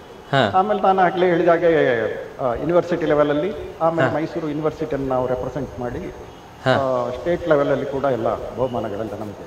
ಹೌದು, ಖಂಡಿತ. ಅಂದ್ರೆ ಅದು ಹೌದು. ಹಾಗೆ ನಾನು ಈ ಪ್ರಾರಂಭದಲ್ಲಿ ನನ್ನ ಶಾಲಾ ದಿನಗಳಲ್ಲಿ ನನಗೆ ಮೃದಂಗ ಕಲಿಸಿದವರು ವಿದ್ವಾನ್ ಪುರುಷೋತ್ತಮ ಕುಂಚಿತಾಯ ಅಂತ. ಅವರು ಮೂಡುಬಿದಿರೆಯ ಧವಳಾ ಕಾಲೇಜಿನಲ್ಲಿ ಆಮೇಲೆ ಇಂಗ್ಲಿಷ್ ಪ್ರೊಫೆಸರ್ ಆಗಿ ಕೆಲಸ ನಿರ್ವಹಿಸ್ತಾ ಇದ್ದಾರೆ. ಆಗಿನ ಕಾಲದಲ್ಲಿ ಅವರು ಇನ್ನೂ ಕಾಸರಗೋಡು ಗವರ್ಮೆಂಟ್ ಕಾಲೇಜಿನಲ್ಲಿ BA ವಿದ್ಯಾರ್ಥಿ ದೆಸೆಯಲ್ಲೇ ಇದ್ದರಷ್ಟೇ. ಮುಂದೆ ನನಗೂ ಅವ್ರಿಗೆ ಬಹಳ ಕಾಲ ಸಂಪರ್ಕ ಕಡಿದು ಹೋಯ್ತು. ನಾನು ಮೃದಂಗವನ್ನು ಮೂಲೆಯಲ್ಲಿದ್ದೆ, ಅವರು ಬೇರೆ ಉದ್ಯೋಗ ನಿಮಿತ್ತ ಬೇರೆ ಊರಿನಲ್ಲಿದ್ದರು. ಆದರೆ ಬಹಳ ವರ್ಷ, ಈಗ ಒಂದು 7-8 ವರ್ಷಗಳ ಕೆಳಗೆ ಬಹಳ ಅಚಾನಕ್ಕಾಗಿ ಅವರ ಭೇಟಿ ಮತ್ತೊಮ್ಮೆ ಆಯಿತು. ಒಂದು ಬಹಳ ವಿಚಿತ್ರ ಸನ್ನಿವೇಶದಲ್ಲಿ ನನ್ನ ಬ್ರದರ್ ಒಬ್ಬರು ಊರಿನಿಂದ ಟ್ರೈನಿಗೆ ಬರುವಾಗ ಇವರು ಹತ್ರ ಕೂತಿದ್ರು. ಮಾತಾಡಿ ಪರಿಚಯ ಆಯಿತು. ಅವರು ನಮ್ಮಲ್ಲಿಗೆ ಬರುವವರು ಅಂತಾದ್ರೆ, ನೀವು ಉದಯನ ಮನೆಗೆ ಹೋಗುವವರ, ನಾನು ಬರ್ತೇನೆ ಅಂತ ಬಂದರು. ಹಾಗೆ ಮತ್ತೆ ನಮ್ಮ ಅಸೋಸಿಯೇಷನ್ ಸ್ಟಾರ್ಟ್ ಆಯಿತು. ಸೊ ಈಗಲೂ ಕೂಡ ಬೇರೆ ಬೇರೆ ಅವರಿಗೆ ಸಮಯ ಸಿಕ್ಕಿದಾಗೆಲ್ಲ ಬಂದು ನನಗೆ ಪಾಠ ಹೇಳೋದನ್ನು ಮುಂದುವರಿಸ್ತಾ ಇದ್ದಾರೆ. ವಿದ್ವಾನ್ ಪುರುಷೋತ್ತಮ ಕುಂಚಿತಾಯ ಅವರು ಆಮೇಲಿನ ಅವರ ಬೆಳವಣಿಗೆ ಏನು ಅಂತಂದ್ರೆ, ಅವರು ಮೃದಂಗದ ಲೀಜೆಂಡರಿ ವಿದ್ವಾನ್ ಅಂತ ನಾವು ಹೇಳ್ತೇವೆ. ಪಾಲ್ಘಾಟ್ ರಘು ಸಾರ್ ಅವರ ಹತ್ರ ಶಿಷ್ಯವೃತ್ತಿಯನ್ನ ಕೈಗೊಂಡವರು. ಹಾಗಾಗಿ ಅದು ಮೃದಂಗದ ಕ್ಷೇತ್ರದಲ್ಲಿ ಬಹಳ ವಿಶೇಷವಾದದ್ದು. ರಘುಬಾಣಿ ಅಂತ, ಅದು ಸಾಮಾನ್ಯ ನಮ್ಮ ಕೈಗೆ ಬರೋದೇ ಇಲ್ಲ, ಅದು ಅಷ್ಟು ಟಫ್ ಅಂತ. ಆದರೆ ನನ್ನ ಗುರುಗಳು ಅದನ್ನು ಬಹಳ ಒಳ್ಳೆ ರೀತಿಯಲ್ಲಿ ಅದನ್ನ ಇಂಬೈಬ್ ಮಾಡಿಕೊಂಡು ಮುಂದುವರೆಸಿದ್ದಾರೆ. ಖಂಡಿತ ಒಳ್ಳೆ ಕಲಾವಿದ. ನನ್ನ ಮೇಲೆ ಒಂದು ಬಹಳ ವಿಶೇಷವಾದ ವಾತ್ಸಲ್ಯ ಕೂಡ. ಈಗಲೂ ಕೂಡ ನೀವು ಮೃದಂಗ ನುಡಿಸ್ತೀರಿ ಸಲ, ಕಾರ್ಯಕ್ರಮಗಳಿಗೆ ಹೋಗ್ತೀರಿ? ಹೌದು ಸರ್, ನಾನು ಬಹಳ ದೊಡ್ಡ ವಿದ್ವಾಂಸ ಅಂತ ಹೇಳಿಕೊಳ್ಳುವ ಹಾಗಿಲ್ಲ. ಆದರೆ ಒಂದಷ್ಟು ಜನ ಬೆಂಗಳೂರಿನಲ್ಲಿ ಒಂದು 12 ಜನ ಗಾಯಕರು, ವೀಣೆ ನುಡಿಸುವವರು ಹೀಗೆಲ್ಲ ಇದ್ದಾರೆ. ಅವರಿಗೆ ಮೃದಂಗ ಸಾತಿಗೆ ನನ್ನನ್ನೇ ಹುಡುಕಿ ಕರೆಯುವಷ್ಟು ನನ್ನ ಮೇಲೆ ಒಂದು ವಿಶ್ವಾಸ ಇದೆ. ಆಗಲಿ ಸರ್, ಆಗಲಿ ಸರ್. ಅವರ ನಿರೀಕ್ಷೆ ಸರಿಯಾಗಿ ನಾನು ನುಡಿಸ್ತಾ ಇದ್ದೇನೆ ಅಂತ ನಾನು ಅಷ್ಟೇ. ಅವರಿಗೆ ನಿಮ್ಮ ಸೆಟ್ ಆಗ್ತೀರಿ ಹಾಗೆ. ಇನ್ನು ಅದು ಗಾಯಕರಿಗೆ ಸೂಟ್ ಆಗ್ಬೇಕು, ನಮ್ಗೆ ಇದು ಕರೆಕ್ಟ್ ಆಗ್ತದೆ, ಸರಿ ಆಗ್ತದೆ ಅಂತ ಅನ್ಸಿದಾಗ ಕರೆಕ್ಟ್. ನೀವೇ ಬಹಳ ಉತ್ತಮ ಗಾಯಕರು, ಹಾಗಾಗಿ ನಿಮಗೆ ಈ ವಿಚಾರವಾಗಿ ನಾನು ಹೇಳುವಂತದ್ದೇನು ಇಲ್ಲ. ಇಲ್ಲ ಸರ್, ನಾವಿನ್ನೂ ಸಣ್ಣವರು ಹಾಗೆ ಸರ್. ಅದೇ ರೀತಿ ಸರ್ ನಾವು, ಹೌದು ಸರ್, ಖಂಡಿತ ಅದೇ ನಿಮ್ಮ ಕಲೆಯನ್ನ ನಿಮ್ಮ ಮನೆಯವರು ಮುಂದುವರಿಸ್ಕೊಂಡು ಹೋಗ್ತಾರೆ ಅನ್ನುವಂಥ ಭರವಸೆ ತಮಗಿದೆ. ಯಾಕಂದ್ರೆ ನಮ್ಮ ಮಗಳು ಕಲೆಯಲ್ಲಿದ್ದಾರೆ, ಹಾಗೆ ನಿಮ್ಮ ಕುಟುಂಬದಲ್ಲಿ ಬೇರೆ ಯಾರು ಚಿತ್ರಕಲೆಯಲ್ಲಿದ್ದಾರೆ ಸರ್, ಯಾವ್ದಾದ್ರು ಕಲಾವಿದರಾಗಿದ್ದಾರೆ ನಿಮ್ಮ ಮನೆಯಲ್ಲಿ ನಿಮ್ಮ ಮಗಳನ್ನು ಹೊರತುಪಡಿಸಿ? ಹೌದು, ಅಂದ್ರೆ ನನ್ನ ತಮ್ಮನ ಮಗಳು ಸಂಗೀತದ ವಿದ್ಯಾರ್ಥಿನಿ. ಆಕೆ HD ಕೋಟೆಯಲ್ಲಿ ಇರೋದು ಅವರ ಫ್ಯಾಮಿಲಿ. ಅವಳು ಸಂಗೀತವನ್ನ ಮುಂದುವರಿಸಿಕೊಂಡವಳು. ಹೌದು, ಖಂಡಿತ ಸರ್. ಅದೇ ರೀತಿ ಸರ್, ತಮ್ಮ ಆಸಕ್ತಿ ಎಲ್ರಿಗೂ ಇದೆ. ಹೌದು, ಅದು ಎಲ್ಲಿ ಹೋಗ್ತದೆ ಸರ್, ರಕ್ತದಲ್ಲಿ ಬಂದೇ ಬರ್ತದೆ ಅಲ್ಲ ಸರ್. ಹೆರಿಡಿಟಿ ಬರಬೇಕಲ್ಲ ಸರ್, ಅಲ್ಲ ಎಲ್ಲಿ ಹೋಗ್ತದೆ, ಯಾರಿಗಾರು ಒಬ್ರಿಗಾರು ಅದೇ ಸೆಳೀತದೆ, ಯಾರು ಬೇಡ ಬೇಡ ಅಂದ್ರೂ ಬಿಡುದಿಲ್ಲ. ಅದೇ ಸರ್, ತಾವು ಸಂಘಟಕರಾಗಿ ಹೇಳಿ ಸರ್. ಅದೇ ಅಂದ್ರೆ ಇದೆಲ್ಲ ಏನಂತಂದ್ರೆ ಎಲ್ಲ ನಾನು ಮಾಡಿದ್ದೇನೆ ನಾನು ಅಂತ ಹೇಳುವ ಹಾಗಿಲ್ಲ. ಇದೆಲ್ಲ ಯಾರ್ಯಾರೋ ಯಾವುದೋ ಇದರಿಂದ ಬೇರೆ ಬೇರೆ ರೀತಿಯಲ್ಲಿ ಅವರ ಪ್ರಭಾವ ಇರ್ಬೋದು, ಅಥವಾ ಅವರ ಕೋಚಿಂಗ್ ಇರ್ಬೋದು, ಟ್ರೈನಿಂಗ್ ಇರ್ಬೋದು, ಬೇರೆ ಬೇರೆ ರೀತಿಯಲ್ಲಿ ನಮ್ಗೆ ಇದೆಲ್ಲ ನಮ್ಮಲ್ಲಿ ಬಂದಿರ್ತದೆ ಹೊರತು ಇದೆಲ್ಲ ನಂದು ಅಂತ ಹೇಳುವಂತ ವಿಚಾರ ಅಲ್ಲ ಯಾವುದು. ಅಂದ್ರೆ ಇದು ನಮ್ಮದೇ ಒಂದು ಸಣ್ಣ ಸಾಧನೆ ಇರ್ಬೋದು, ಪ್ರಯತ್ನ ಇರ್ಬೋದು ಅಂತ ಬಿಟ್ಟು. ಹೌದು, ಹಾಗಾಗಿ ಎಲ್ಲ ಒಳ್ಳೆ ರೀತಿಯಲ್ಲಿ ನಡೀತಾ ಇದೆ. ಆಗಲಿ ಸರ್. ಅದೇ ರೀತಿ ಸರ್, ತಾವು ಸಂಘಟಕರಾಗಿ ಕೂಡ ಹಲವಾರು ಕಾರ್ಯಕ್ರಮಗಳನ್ನು ಮಾಡಿದಿರಿ. ಈ ಸಂಘಟನಾ ಕೆಲಸ ಅದರ ಬಗ್ಗೆ ತಿಳಿಸಿ ಸರ್. ಸಂಘಟನೆ ಇತ್ತೀಚೆಗೆ ಹೇಳಬೇಕು ಅಂತಂದ್ರೆ ನಾವು ಮಾಡಿದ ಒಂದು ಬಹಳ ದೊಡ್ಡ ಒಂದು ಉತ್ಸವ ಅಂತ ಹೇಳಬೇಕು. ಅದು ಇಲ್ಲಿ ಬೆಂಗಳೂರಿನ ಪ್ಯಾಲೇಸ್ ಗ್ರೌಂಡ್ನಲ್ಲಿ ದ್ವಿತೀಯ ವಿಶ್ವ ಹವ್ಯಕ ಸಮ್ಮೇಳನ ಅಂತ ಮಾಡಿ. ಅದೇ ಈಗ ತಾನೇ ಮಾತಾಡಿದ್ರು ಡಾಕ್ಟರ್ ಗಿರಿಧರ ಕಜೆ ಅವರು, ನಮ್ಮ ಮಹಾಸಭಾ, ನಮ್ಮ ಸಂಸ್ಥೆಯ ಅಧ್ಯಕ್ಷರು. ಅವರೇ ಮುಂಚೂಣಿಯಲ್ಲಿ ನಿಂತು ಇದನ್ನೆಲ್ಲ ನಡೆಸಿರುವಂತಹದ್ದು. ಅಲ್ಲಿ ಒಂದು ದಿನದ ಸಂಪೂರ್ಣ ಸಾಂಸ್ಕೃತಿಕ ಕಾರ್ಯಕ್ರಮಗಳ ಜವಾಬ್ದಾರಿ ನನಗೆ. ಅಲ್ಲಿ ಸುಮಾರು 11 ವೈವಿಧ್ಯಮಯ ಕಲೆಯ ಪ್ರಕಾರಗಳನ್ನು ನಾವು ಆ ದಿವಸ ಪ್ರದರ್ಶನ ಮಾಡಿದ್ವಿ. ಹಾಗೆ ಅದರಲ್ಲಿ ಬಹಳ ಮುಖ್ಯವಾದ ಪಾತ್ರವನ್ನು ನಾನು ವಹಿಸಿದೆ. ಅದಲ್ಲದೆ ನಾನು ಈಗಾಗಲೇ ಹೇಳಿದಾಗ ಅಭ್ಯಾಸ ಪುಂಜ ಕಲಾ ಪ್ರತಿಷ್ಠಾನದಲ್ಲಿ ಅನೇಕ ಸಂಗೀತ ಕಾರ್ಯಕ್ರಮಗಳು, ಇದಲ್ಲದೆ ಅನೇಕ ಯಕ್ಷಗಾನ ಕಾರ್ಯಕ್ರಮಗಳನ್ನು, ತಾಳಮದ್ದಳೆ ಕಾರ್ಯಕ್ರಮಗಳನ್ನು, ಮತ್ತೆ ಚಿತ್ರ ಪ್ರದರ್ಶನಗಳನ್ನು, ಇಂಥದ್ದೆಲ್ಲ ಸುಮಾರು ಸಂಘಟನೆ ಮಾಡಿದ್ರಿ. ಸುಮಾರು 12 ವರ್ಷಗಳಿಂದ ಆಯೋಜನೆ ಮಾಡ್ತಾ ಇದ್ದೆ. ಇದನ್ನ ಯಾವುದೇ ಒಂದು ಸ್ಪಾನ್ಸರ್ಶಿಪ್ ಅಥವಾ ಇದು ಯಾವುದೇ ತಗೊಂಡಲ್ಲ, ನಮ್ಮ ಒಂದು ಆಸಕ್ತಿಗೋಸ್ಕರ, ನಮ್ಮ ಒಂದು ವೃತ್ತಿಗೋಸ್ಕರ, ಮತ್ತೊಂದು ಈಗೆಲ್ಲ ಕಲಾವಿದರ ಸಜ್ಜನರ ಸಂಘ ಬೇಕು ಅನ್ನೋ ಉದ್ದೇಶಕ್ಕೋಸ್ಕರ ಇದನ್ನೆಲ್ಲ ಇಟ್ಟುಕೊಂಡು ಅವರಿಗೊಂದು ಪ್ರೋತ್ಸಾಹ, ನಮಗೊಂದು ನಮ್ಮ ಏನೋ ಒಂದು ಹಸಿವು ಇದೆಯಲ್ಲ ಅದು ತುಂಬುತ್ತದೆ ಅಲ್ಲಿ. ಆ ಒಂದು ಕಾರಣಕ್ಕೋಸ್ಕರ ಖಂಡಿತ ಹೀಗೆ ಹೆಚ್ಚು ಕಮ್ಮಿ ನಿರಂತರವಾಗಿ ನಡೆಸ್ತಾ ಬಂದಿದ್ದೇನೆ. ಇದು ಅಲ್ಲದೆ ನೀವು ಕೇಳಿರುವ ಹಾಗೆ ಶ್ರೀ ರಾಮಚಂದ್ರಾಪುರ ಮಠ, ಅಲ್ಲಿಯ ಪರಮ ಪೂಜ್ಯ ಜಗದ್ಗುರು ಶಂಕರಾಚಾರ್ಯ ಶ್ರೀ ಶ್ರೀ ರಾಘವೇಶ್ವರ ಭಾರತಿ ಮಹಾಸ್ವಾಮಿಗಳವರ ಶಿಷ್ಯರು. ಹಾಗೆ ಅಲ್ಲಿಯ ಅನೇಕ ಸಾಂಸ್ಕೃತಿಕ ಚಟುವಟಿಕೆಗಳಲ್ಲಿ ನಾನು ನಿರಂತರವಾಗಿ ಭಾಗವಹಿಸ್ತೇನೆ. ಈಚೆಗೆ ಬೇರೆ ಬೇರೆ ಒತ್ತಡಗಳಿಂದ ಸ್ವಲ್ಪ ಕಡಿಮೆ ಆಗಿದೆ. ಸುಮಾರು ಒಂದು 15-16 ವರ್ಷಗಳಿಂದ ಸಾಮಾನ್ಯ ಅಲ್ಲಿ ಸಾಂಸ್ಕೃತಿಕ ಕಾರ್ಯಕ್ರಮ ಚಟುವಟಿಕೆಗಳು, ಗೋ ಸಂಬಂಧಿ ಕಾರ್ಯಕ್ರಮಗಳು, ಗೋ ಸಂರಕ್ಷಣೆ ನಮ್ಮ ಮಠದ ಒಂದು ಮುಖ್ಯ ಥೀಮ್ ನೋಡಿ.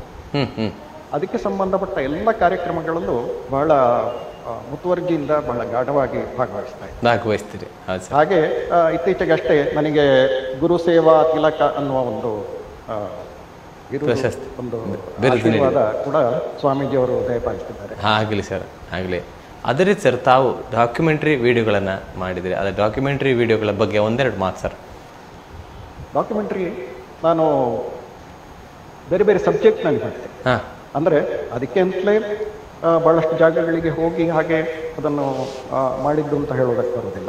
ಈಗ ಉದಾಹರಣೆಗೆ ಸೋಮನಾಥಪುರದ ದೇವಸ್ಥಾನದ ಒಂದು, ಆಮೇಲೆ ನಮ್ಮ ಸಕಲೇಶ್ಪುರ ಮತ್ತೆ ಕುಕ್ಕೆ ಸುಬ್ರಹ್ಮಣ್ಯದ ಘಾಟ್ ಸೆಕ್ಷನ್ ಇದೆಯಲ್ಲ ಅದರದ್ದೊಂದು, ಆಮೇಲೆ ರಾಮೇಶ್ವರಂ ಬ್ರಿಡ್ಜ್ ಒಂದು, ಆಮೇಲೆ ಅದೇ ರೀತಿಯಾಗಿ ಒಂದಷ್ಟು ಬೇರೆ ಬೇರೆ ಸಬ್ಜೆಕ್ಟ್ನಲ್ಲಿ ಡಾಕ್ಯುಮೆಂಟ್ರಿಗಳನ್ನು ಮಾಡಿದೆ.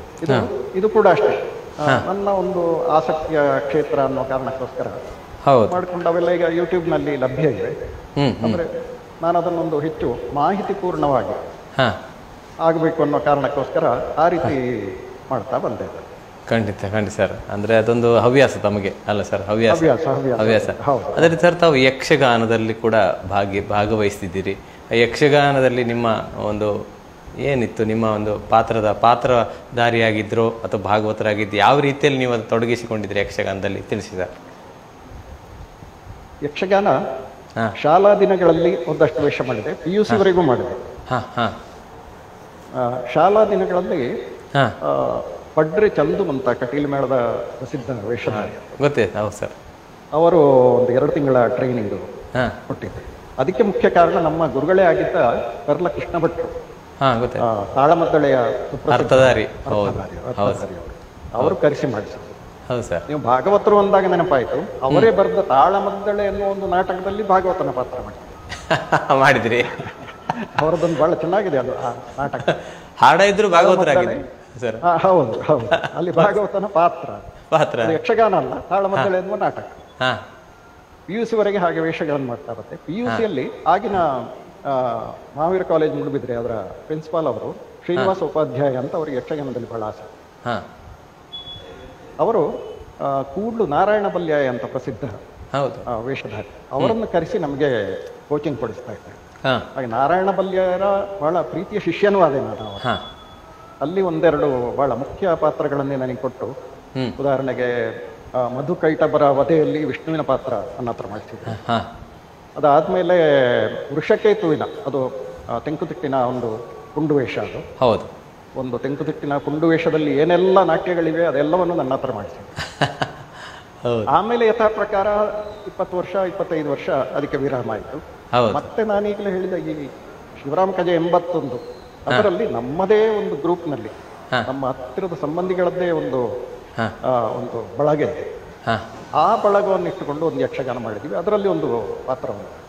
ಅದಾದ್ಮೇಲೆ ಡಾಕ್ಟರ್ ಗಿರಿಧರ ಕಜೆ ಅವರ ನೇತೃತ್ವದಲ್ಲೇ ಇಲ್ಲಿ ಇಂದ್ರಜಿತು ವಧೆ ಪ್ರಸಂಗವನ್ನು ಮಾಡಿದ್ವಿ ಅದೇ ಗ್ರೂಪ್ನಲ್ಲಿ. ಅದರಲ್ಲಿ ಒಂದು ಮುಖ್ಯ ಪಾತ್ರ, ರಾವಣನ ಪಾತ್ರವನ್ನು ನಾನು ಮಾಡಿದ್ರಿ. ಹಾಗೆ ಯಕ್ಷಗಾನದಲ್ಲಿ ಬಹಳ ಅದನ್ನು ಹೆಚ್ಚು ನಾನು ಮುಂದುವರಿಸಿಕೊಂಡು ಹೋಗುವ ಖಂಡಿತ ದೇಶ ಏನು ಇಟ್ಕೊಂಡಿರಲಿಲ್ಲ. ಖಂಡಿತ. ಆದ್ರೆ ಇದ್ದದನ್ನು ಚೊಕ್ಕವಾಗಿ ಮಾಡಿದೀನಿ ಅನ್ನೋ ಒಂದು ಸಮಾಧಾನ ಆಗ್ಲಿ ಸರ್. ಅದೇ ರೀತಿ ನಿಮ್ಮ ಆತ್ಮೀಯರೊಬ್ಬರು ಕರೆ ಮಾಡಿದ್ದಾರೆ, ಯಾರು ಮಾಡಿದಾರೆ ನೋಡೋಣ ಸರ್. ಹಾಗೆ ನಾನು ತಿಳಿಸಿದಂತೆ ಅವ್ರು ಹೇಳೋದಿಲ್ಲ, ನೀವೇ ಹೇಳಬೇಕು. ಸಂತೋಷ. ಆಗಲಿ ಸರ್. ನಮಸ್ತೆ ಸರ್. ನಮಸ್ಕಾರ. ನಮಸ್ತೆ. ನಿಮಗೆ ಕಲಾಂತರಂಗ ಕಾರ್ಯಕ್ರಮಕ್ಕೆ ಸ್ವಾಗತ ಸರ್. ನಮಸ್ಕಾರ, ಧನ್ಯವಾದ. ನಮಸ್ಕಾರ. ಇಂದು ನಮ್ಮೊಂದಿಗೆ ನಿಮ್ಮ ಆತ್ಮೀಯರಿದ್ದಾರೆ ಸರ್, ಉದಯ ಕೃಷ್ಣ ಸರ್ ಇದ್ದಾರೆ. ಅವರೊಂದಿಗೆ ಮಾತನಾಡಿ ಅವರ ಬಗ್ಗೆ ಒಂದೆರಡು ಮಾತನ್ನು ನಮ್ಗೆ ತಿಳಿಸಿ. ಖಂಡಿತ, ಅದು ನನ್ನ ಸಂತೋಷ. ಹೇಳಿ ಸರ್. ಉದಯ. ನಮಸ್ಕಾರ. ಜಯರಾಮ್. ನಮಸ್ಕಾರ. ಜಯರಾಮ್ ನಮಸ್ಕಾರ. ನಮಸ್ಕಾರ. ಕಂಡಿಡ್ದು ಬಿಟ್ರು ಸರ್. ಮಾತಾಡಿ ಸರ್. ತುಂಬಾ ಖುಷಿ ಆಯ್ತು ಉದಯದ ಇತ್ತೀಚಿನ ಒಂದು ಡೆವಲಪ್ಮೆಂಟ್ ಮತ್ತೆ ಇದೆಲ್ಲ ನೋಡ್ತಾ ತುಂಬಾ ಸಂತೋಷ ಆಗ್ತದೆ. ಕೆಲವು ಹಳೆ ನೆನಪುಗಳಾಗ್ತದೆ ನನಗೆ. ಉದಯ ನೆನಪಿದೆಯಾ ನಿಮಗೆ? MGM ಕಾಲೇಜ್ ಉಡುಪಿಯಲ್ಲಿ ನಾವು ಫಸ್ಟ್ ಟೈಮ್ ಮೀಟ್ ಆದಾಗ ಹಲವು ನಮ್ಮ ಒಂದೇ ತರದ ಚಟುವಟಿಕೆಯಿಂದಾಗಿ ನಮ್ಮ ಗೆಳೆತನ ಬೆಳೆಯಿತು ಅಂತ ಅಭಿರುಚಿ. ಕರೆಕ್ಟ್, ಅಭಿರುಚಿಯಿಂದಾಗಿ ನಮ್ಮ ಗೆಳೆತನ ಬೆಳೆಯಿತು ಅಂತ ನನ್ನ ಅನಿಸಿಕೆ. ಅದು ಒಂದು ಎರಡಲ್ಲ, ಚಿತ್ರಕಲೆ ನಿಮ್ಮ ಚಿತ್ರಕಲೆಯಲ್ಲಿ ಆ ಬೋಲ್ಡ್ ಆಗಿ ಒಂದು ಸ್ಕೆಚ್, ಲೈನ್ ಸ್ಕೆಚ್, ಕ್ಯಾರಿಕೇಚರ್ ಅಲ್ಲ ಅದು. ಆ ಲೈನ್ ಸ್ಕೆಚ್ ನನಗೆ ಯಾವಾಗಲೂ ತುಂಬಾ ಖುಷಿಯಾದಂತ ಸಂಗತಿ. ಆಮೇಲೆ ನಾವು ಜೊತೆಗೆ ಪೊಲೀಸರಿದ್ದಾರೆ ಎಚ್ಚರಿಕೆ ಎನ್ನುವ ಲಂಕೇಶ್ ಅವರ ನಾಟಕ ಮಂಗಳೂರಿನಲ್ಲಿ ಟೌನ್ ಹಾಲ್ ನಲ್ಲಿ ಇನ್ಸಿಕಾಲಿಟಿ ಕಾಂಪಿಟೇಷನ್ ನಲ್ಲಿ ಮಾಡಿದ್ದು. ಅಲ್ಲಿ ಹಲವು ರಾಜೇಶ್ ಅವ್ರ ಹತ್ರ ಈಗಾಗಲೇ ಆ ವಿಚಾರ ಮಾತಾಡ್ತಾ ಇದ್ದೆ. ಹೌದೌದು, ಮಾತಾಡಿದಾಗ ಹೇಳಿ ಸರ್. ಹೇಳಿ.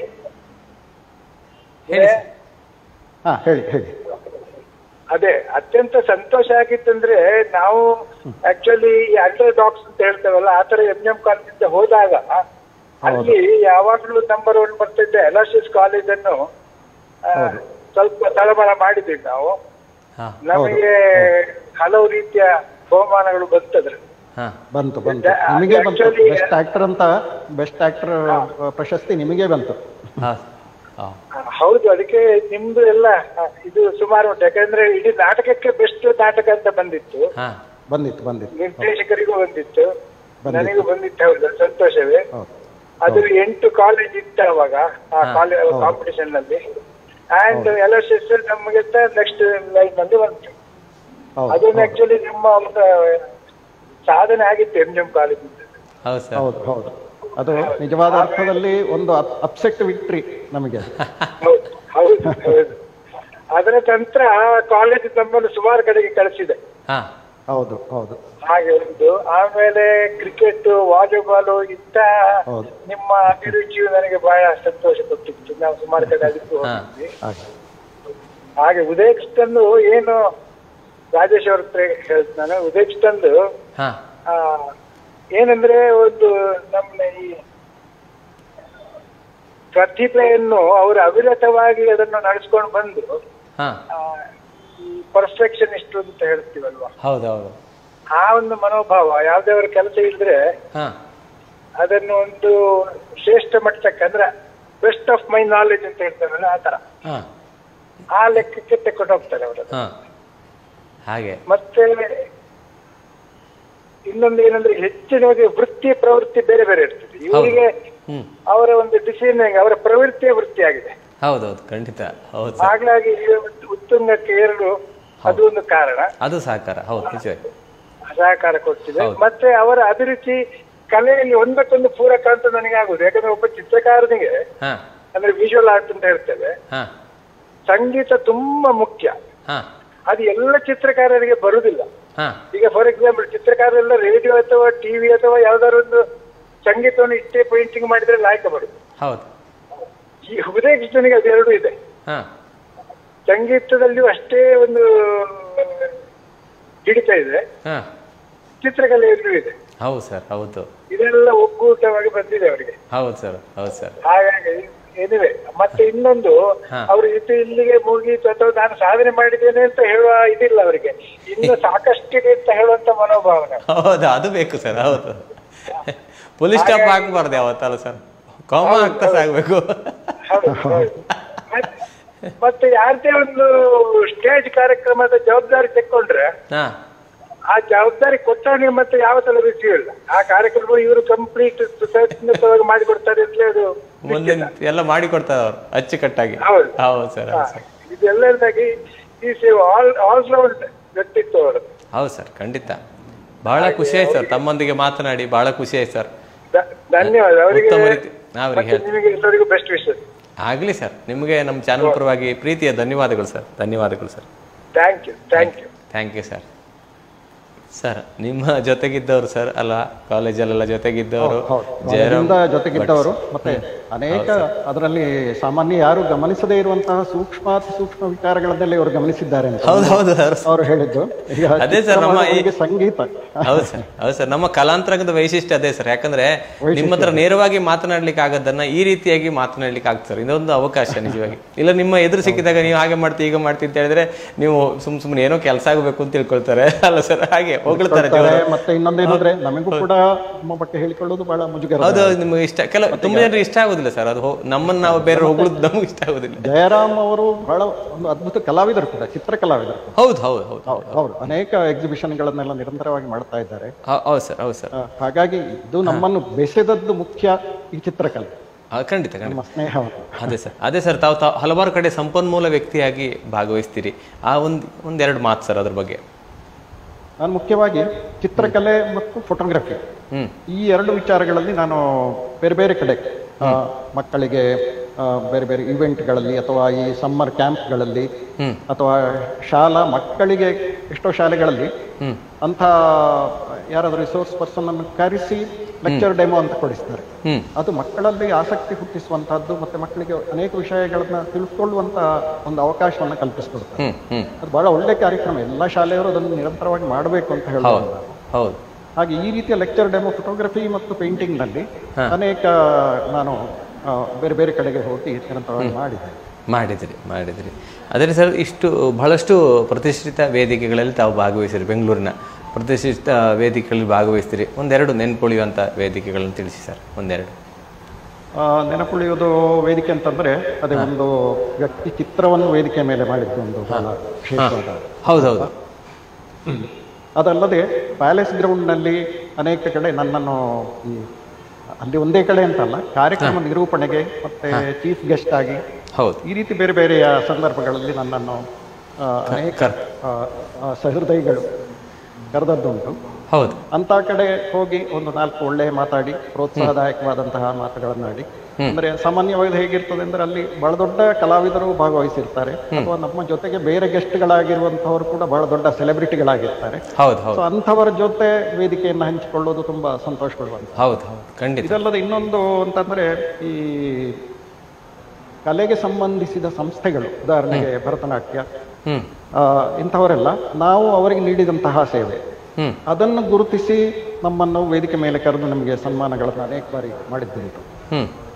ಇತ್ತೀಚೆಗಿಂದ ಹೇಳುವುದಾದ್ರೆ ಈಗ ಶ್ರೀವಾಣಿ ಕಲಾ ಕೇಂದ್ರ ಅಂತ ಅವರು 31ನೇ ವರ್ಷದ ರಾಮನವಮಿ ಸಂಗೀತೋತ್ಸವ ಈಗ ಮೊನ್ನೆ ತಾನೇ ಮುಗಿಯಿತು. ಪ್ರತಿ ವರ್ಷವೂ 31 ದಿವಸಗಳ ನಿರಂತರ ಟಾಪ್ ಕ್ಲಾಸ್ ಕ್ಲಾಸಿಕಲ್ ಮ್ಯೂಸಿಕ್ ಕಾರ್ಯಕ್ರಮಗಳನ್ನು ಆಯೋಜನೆ ಮಾಡ್ತಾರೆ.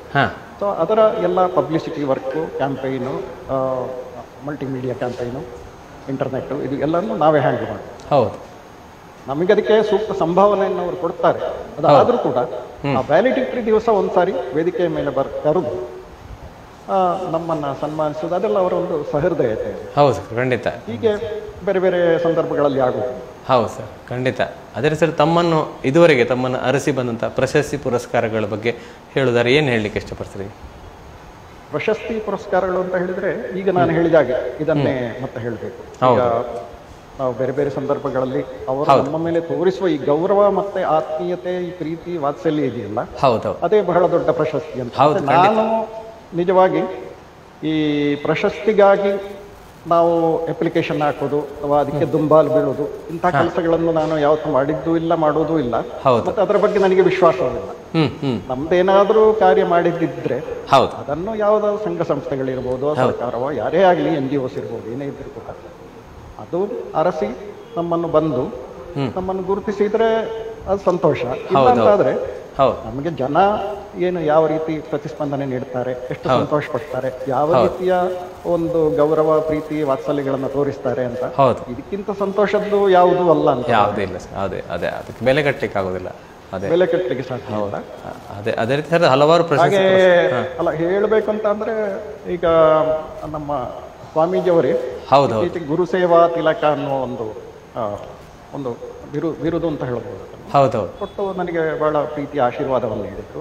ಅದಕ್ಕಿಂತ ಮುಂಚೆ ಇಲ್ಲಿ ಒಂದು ಪ್ರತಿಷ್ಠಿತ ಸಂಸ್ಥೆ ಸಾಧನ ಸಂಗಮ ಟ್ರಸ್ಟ್ ಅಂತ, ವಿದುಷಿ ಜ್ಯೋತಿ ಪಟ್ಟಾಭಿರಾಮ್ ಅಂತ ಬಹಳ ದೊಡ್ಡ ನೃತ್ಯ ಗುರುಗಳು, ಬಹಳ ದೊಡ್ಡ ಕಲಾವಿದರು, ಅವರ ಸಂಸ್ಥೆಯಿಂದ ನನಗೆ ವಿನ್ಯಾಸ ಕೋವಿದ ಅನ್ನೋ ಒಂದು ಪ್ರಶಸ್ತಿಯನ್ನು ಕೂಡ ಕೊಟ್ಟರು. ಹೀಗೆ ಅಲ್ಲೊಂದಿಲ್ಲೊಂದು ಇನ್ನು ಹಲವಾರು ಪ್ರಶಸ್ತಿ ನಿಮ್ಮನ್ನ ಅರಸಿಕೊಂಡು ಬರಲಿ ಅನ್ನೋ ಶುಭ ಹಾರೈಕೆಗಳು ನಮ್ಮಿಂದ. ಅದೇ ಸರ್, ತಾವು ಕೋವಿಡ್ ಸಮಯದಲ್ಲಿ ಬಹಳಷ್ಟು ಸಮಾಜ ಸೇವೆ ಕೆಲಸಗಳನ್ನು ಮಾಡಿದ್ರಿ, ಒಂದೆರಡು ಅದರ ಬಗ್ಗೆ ತಿಳಿಸಿ ಸರ್. ಕೊನೆಯದಾಗಿ ಹೇಳಿಕೊಳ್ಳುವಂತಹ ಸೇವೆ ಅಂತ ಏನು ಇಲ್ಲ. ಕೋವಿಡ್ ಸಂದರ್ಭದಲ್ಲಿ ಏನಾಯಿತು, ಈಗಾಗಲೇ ಮಾತಾಡಿದ ಡಾಕ್ಟರ್ ಗಿರಿಧರ ಖಗೆ ಅವರು ಕೋವಿಡ್ಗೆ ಒಂದು ಆಯುರ್ವೇದ ಮಾತ್ರೆಗಳನ್ನ ಕಂಡು ಹಿಡಿದು ಅದನ್ನು ಲಕ್ಷಾಂತರ ಮಂದಿಗೆ ಕೊಡ್ತಾ ಇದ್ರು. ಹಾಗಾಗಿ ಸಹಜವಾಗಿ ಅವರ ಆಸ್ಪತ್ರೆಯಲ್ಲಿ ವಿಪರೀತ ರಶ್ ಇತ್ತು. ಅಂತಹ ಸಂದರ್ಭದಲ್ಲಿ ನನಗೆ ಬೇರೆ ಬೇರೆ ಊರುಗಳಿಂದ ನನ್ನ ಪರಿಚಯದಲ್ಲಿ ಫೋನ್ಗಳು ಮಾಡಿ ಅದನ್ನು ನಿಮಗೆ ಸ್ವಲ್ಪ ಕೊರಿಯರ್ ಮಾಡಿಕೊಡಿ, ಕಳಿಸಿ. ಹಾಗೆ ಪರಿಸ್ಥಿತಿ ಹೇಗಿತ್ತು ಅಂದ್ರೆ 4 ಅಡಿ ದೂರದಲ್ಲಿ ಯಾರಾದ್ರೂ ಒಬ್ಬರು ಬಂದ್ರು ನನಗೆ ಕೋವಿಡ್ ಬರ್ತದೇನೋ ಅಂತ ಭಯ ಪಡುವ ಆಗಿತ್ತು. ಅಂತ ಸಂದರ್ಭದಲ್ಲಿ ನಾವು ಅಲ್ಲಿ ಹೋಗಿ ಆಮೇಲೆ ಇನ್ನೊಂದು ಕಡೆ ಪ್ಯಾಕಿಂಗ್ ಮಾಡಿ ಆಮೇಲೆ ಕೊರಿಯರ್ ಆಫೀಸಿಗೆ ಹೋಗಿ ಅದನ್ನು ಬೇರೆಯವರಿಗೆ ತಲುಪಿಸೋದು, ಹೀಗೆ ಒಂದು 40-50 ಮನೆಗಳಿಗೆ ಅದನ್ನು ತಲುಪಿಸಿದೆ. ಅಂದ್ರೆ ಆ ಸಂದರ್ಭದಲ್ಲಿ ಅದು ಬಹಳ ಹೈ ರಿಸ್ಕ್. ನಿಜವಾಗಿ ಅದು. ಮತ್ತು ನೀವು ಏಜ್ಡ್, ನಿಮಗೂ ಬಹಳ ಕಷ್ಟ ಆಗ್ತದೆ. ಒಂದು 60 ದಾಟಿದ್ರೆ ಬಹಳ ಕಷ್ಟ. ಯಾವಾಗ ಈ ಲಾಕ್ಡೌನ್ ಬ್ರೇಕ್ ಆಗಿ ತೀರಾ ಅಗತ್ಯ ಸಂದರ್ಭಗಳಲ್ಲಿ ನಾವು ಆ ಕಡೆ ಈ ಕಡೆ ಓಡಾಡಬಹುದು ಅನ್ನುವ ನಿಯಮ ಬಂತ, ಆವಾಗ ಪ್ರಪ್ರಥಮವಾಗಿ ಮಾಡಿದ್ದು ಅಂತಂದ್ರೆ ಒಂದು 10-15 ಮನೆಗಳಿಗೆ ಬೇರೆ ಬೇರೆ ಗ್ರೋಸರಿಗಳ ಪ್ಯಾಕೆಟ್ ಮಾಡಿ ತೀರಾ ಕಷ್ಟದಲ್ಲಿ ಇರುವವರಿಗೆ ಹೋಗಿ ನಾನೇ ಸ್ವತಃ ಹೋಗಿ ಎಲ್ಲರಿಗೂ ಕೊಟ್ಟುಕೊಂಡು ಬಂದೆ. ಹೌದು ಸರ್, ಖಂಡಿತ. ಹಾಗೆ ಅವರಿಗೆ ಆ ಕಾಲದಲ್ಲಿ ಸುಮಾರು 1-1.5 ವರ್ಷದಿಂದ ಯಾವುದೇ ಸಂಪಾದನೆ ಕೂಡ ಇಲ್ಲದೆ ಕಷ್ಟದಲ್ಲಿದ್ದ ಫ್ಯಾಮಿಲಿಗಳು ತುಂಬಾ ಇತ್ತು. ಬೇರೆ ಊರಿಗೂ ಹೋಗೋದಕ್ಕೆ ಸಾಧ್ಯ ಇಲ್ಲದಂತ ಪರಿಸ್ಥಿತಿ. ಹೌದು, ಖಂಡಿತ. ಒಂದು ಉತ್ತಮ ಕೆಲಸವನ್ನ, ವ್ಯವಸ್ಥೆ ಬೇರೆ ಇರಲ್ಲ. ಹೌದು ಸರ್, ಉತ್ತಮ ಕೆಲಸಗಳನ್ನು ಮಾಡಿದ್ರಿ ಸರ್, ಬಹಳ ಖುಷಿ ಆಯ್ತು. ಅದೇ ಸರ್, ಕಲಾಂತರಂಗ ವೀಕ್ಷಿಸುವಂತ ವೀಕ್ಷಕರಿಗೆ ಕೊನೆಯದಾಗಿ 2 ಮಾತು ಹೇಳಲಿಕ್ಕೆ ಇಷ್ಟಪಡೋದು, ಏನು ಹೇಳಲಿಕ್ಕೆ ಇಷ್ಟಪಡ್ತೀರಿ ಸರ್? ಕಲೆಯಲ್ಲಿ ಮತ್ತು ಕಲಾವಿದರಲ್ಲಿ ಅನೇಕ ವಿಚಾರಗಳನ್ನು ಹಂಚಿಕೊಳ್ಳಬೇಕು ಅನ್ನುವ ಒಂದು ತುಡಿತ ಇದ್ದೇ ಇರ್ತದೆ. ಹೌದು. ಆದ್ರೆ ಅದನ್ನು ಹಂಚಿಕೊಳ್ಳುವುದಕ್ಕೊಂದು ವೇದಿಕೆ ಇರೋದಿಲ್ಲ. ಹೌದು ಸರ್, ಹೌದು. ಹಾಗಾಗಿ ಆ ದೃಷ್ಟಿಯಿಂದ ನೋಡಿದ್ರೆ ಇದು ಎಕ್ಸ್ಕ್ಲೂಸಿವ್ ಆಗಿ ಕಲೆಯ ಬಗ್ಗೆ, ಕಲಾವಿದರ ಅಂತರಂಗವನ್ನ ಬಹಿರಂಗ ಮಾಡುವ ಬಗ್ಗೆ ಈ ಒಂದು ಕಾರ್ಯಕ್ರಮ ನಡೆಸ್ತಾ ಇರೋದು ಇದು ನಿಜವಾಗಿಯೂ ಬಹಳಷ್ಟು ಶ್ಲಾಘನೀಯ ಒಂದು ಕೆಲಸ. ಅದರಲ್ಲೂ ನೀವೇ ಸ್ವತಃ ಒಬ್ಬರು ಗಾಯಕರು, ಕಲಾವಿದರು, ಮತ್ತೆ ಬಹಳ ಅದ್ಭುತವಾದ ಪರಂಪರೆ ಇರುವವರು. ಕಾಳಿಂಗರಾವ್ ಅವರ ಬಗ್ಗೆ ನಾವೆಲ್ಲ ಅವರ ಅಳುವ ಕಡಲುಳು ತೇಲಿ ಬರುತ್ತಲಿದೆ, ನಗೆಯ ಹಾಯೋದು, ಇದೆಲ್ಲ ಬಹಳ ಬಾರಿ ಕೇಳಿ ಸಂತೋಷಪಟ್ಟವರು. ನೀವು ಅವರ ಮೊಮ್ಮಗ ಆಗಿದ್ದುಕೊಂಡು ಇಂಥ ಒಂದು ಕಾರ್ಯ ಮಾಡ್ತಾ ಇದ್ದೀರಲ್ಲ, ನಿಮ್ಗೆ ದೇವರು ಒಳ್ಳೇದು ಮಾಡಲಿ. ಮತ್ತೆ ಈ ಕಾರ್ಯಕ್ರಮ ನಿರಂತರವಾಗಿ ನಡೀತಾ ಇರಲಿ.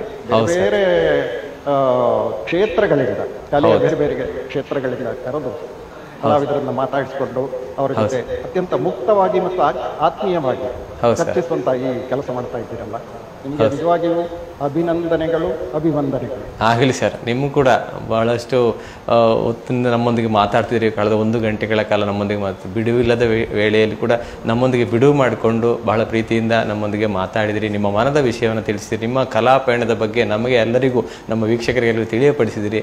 ಅದೇ ರೀತಿ ನಿಮಗೆ ಇನ್ನೂ ಹಲವಾರು ಅವಕಾಶಗಳು ಸಿಗಲಿ, ಹಲವಾರು ಪ್ರಶಸ್ತಿ ಪುರಸ್ಕಾರಗಳು ತಮ್ಮನ್ನು ಅರಸಿಕೊಂಡು ಬರಲಿ. ಅದೇ ರೀತಿ ನಿಮ್ಮ ಮನೆಯವರಿಗೂ ನಿಮಗೂ ಎಲ್ಲರಿಗೂ ಒಳ್ಳೆಯದಾಗಲಿ. ನಿಮ್ಮ ಮುಂದಿನ ಯೋಜನೆಗಳೇನಿದ್ರೂ ಕೂಡ ಅದಕ್ಕೂ ಎಲ್ಲವೂ ಫಲಪ್ರದ ಆಗಲಿ ಎನ್ನುವಂಥ ಶುಭ ಹಾರೈಕೆಗಳೊಂದಿಗೆ ನಿಮಗೆ ನಮ್ಮ ಚಾನಲ್ ಪರವಾಗಿ ಪ್ರೀತಿಯ ಧನ್ಯವಾದ ತಿಳಿಸಿದೆ ಸರ್. ಧನ್ಯವಾದಗಳು, ತುಂಬ ಸಂತೋಷವಾಯಿತು. ಆಗಲಿ sir, thank you sir, thank you. ವೀಕ್ಷಕರಿಗೂ ಎಲ್ಲ ವೀಕ್ಷಕರಿಗೂ ನಮಸ್ಕಾರ. ಆಗಲಿ sir, thank you sir, thank you. ಆತ್ಮೀಯ ವೀಕ್ಷಕರೇ, ಇಂದು ನಮ್ಮೊಂದಿಗಿದ್ದವರು ನಮ್ಮ ನಾಡಿನ ಖ್ಯಾತ ಚಿತ್ರಕಲಾವಿದರು, ಮೃದಂಗವಾದಕರು, ಸಂಘಟಕರು ಆಗಿರತಕ್ಕಂಥ ಉದಯ ಕೃಷ್ಣ ಸರ್ ಅವರು. ಅವರೊಂದಿಗೆ ಮಾತುಕತೆಯನ್ನು ಆಡಿದ್ವಿ, ಅವರ ಮನದ ವಿಷಯವನ್ನು ತಿಳಿದ್ವಿ. ಮುಂದಿನ ವಾರ ಇನ್ನೋರ್ವ ಅತಿಥಿಯೊಂದಿಗೆ ನಿಮ್ಮ ಭೇಟಿ ಆಗಲಿಕ್ಕಿದ್ದೇನೆ. ನೋಡ್ತಾ ಇರಿ ಕಲಾಂತರಂಗ ಕಾರ್ಯಕ್ರಮ. ನಮಸ್ಕಾರ.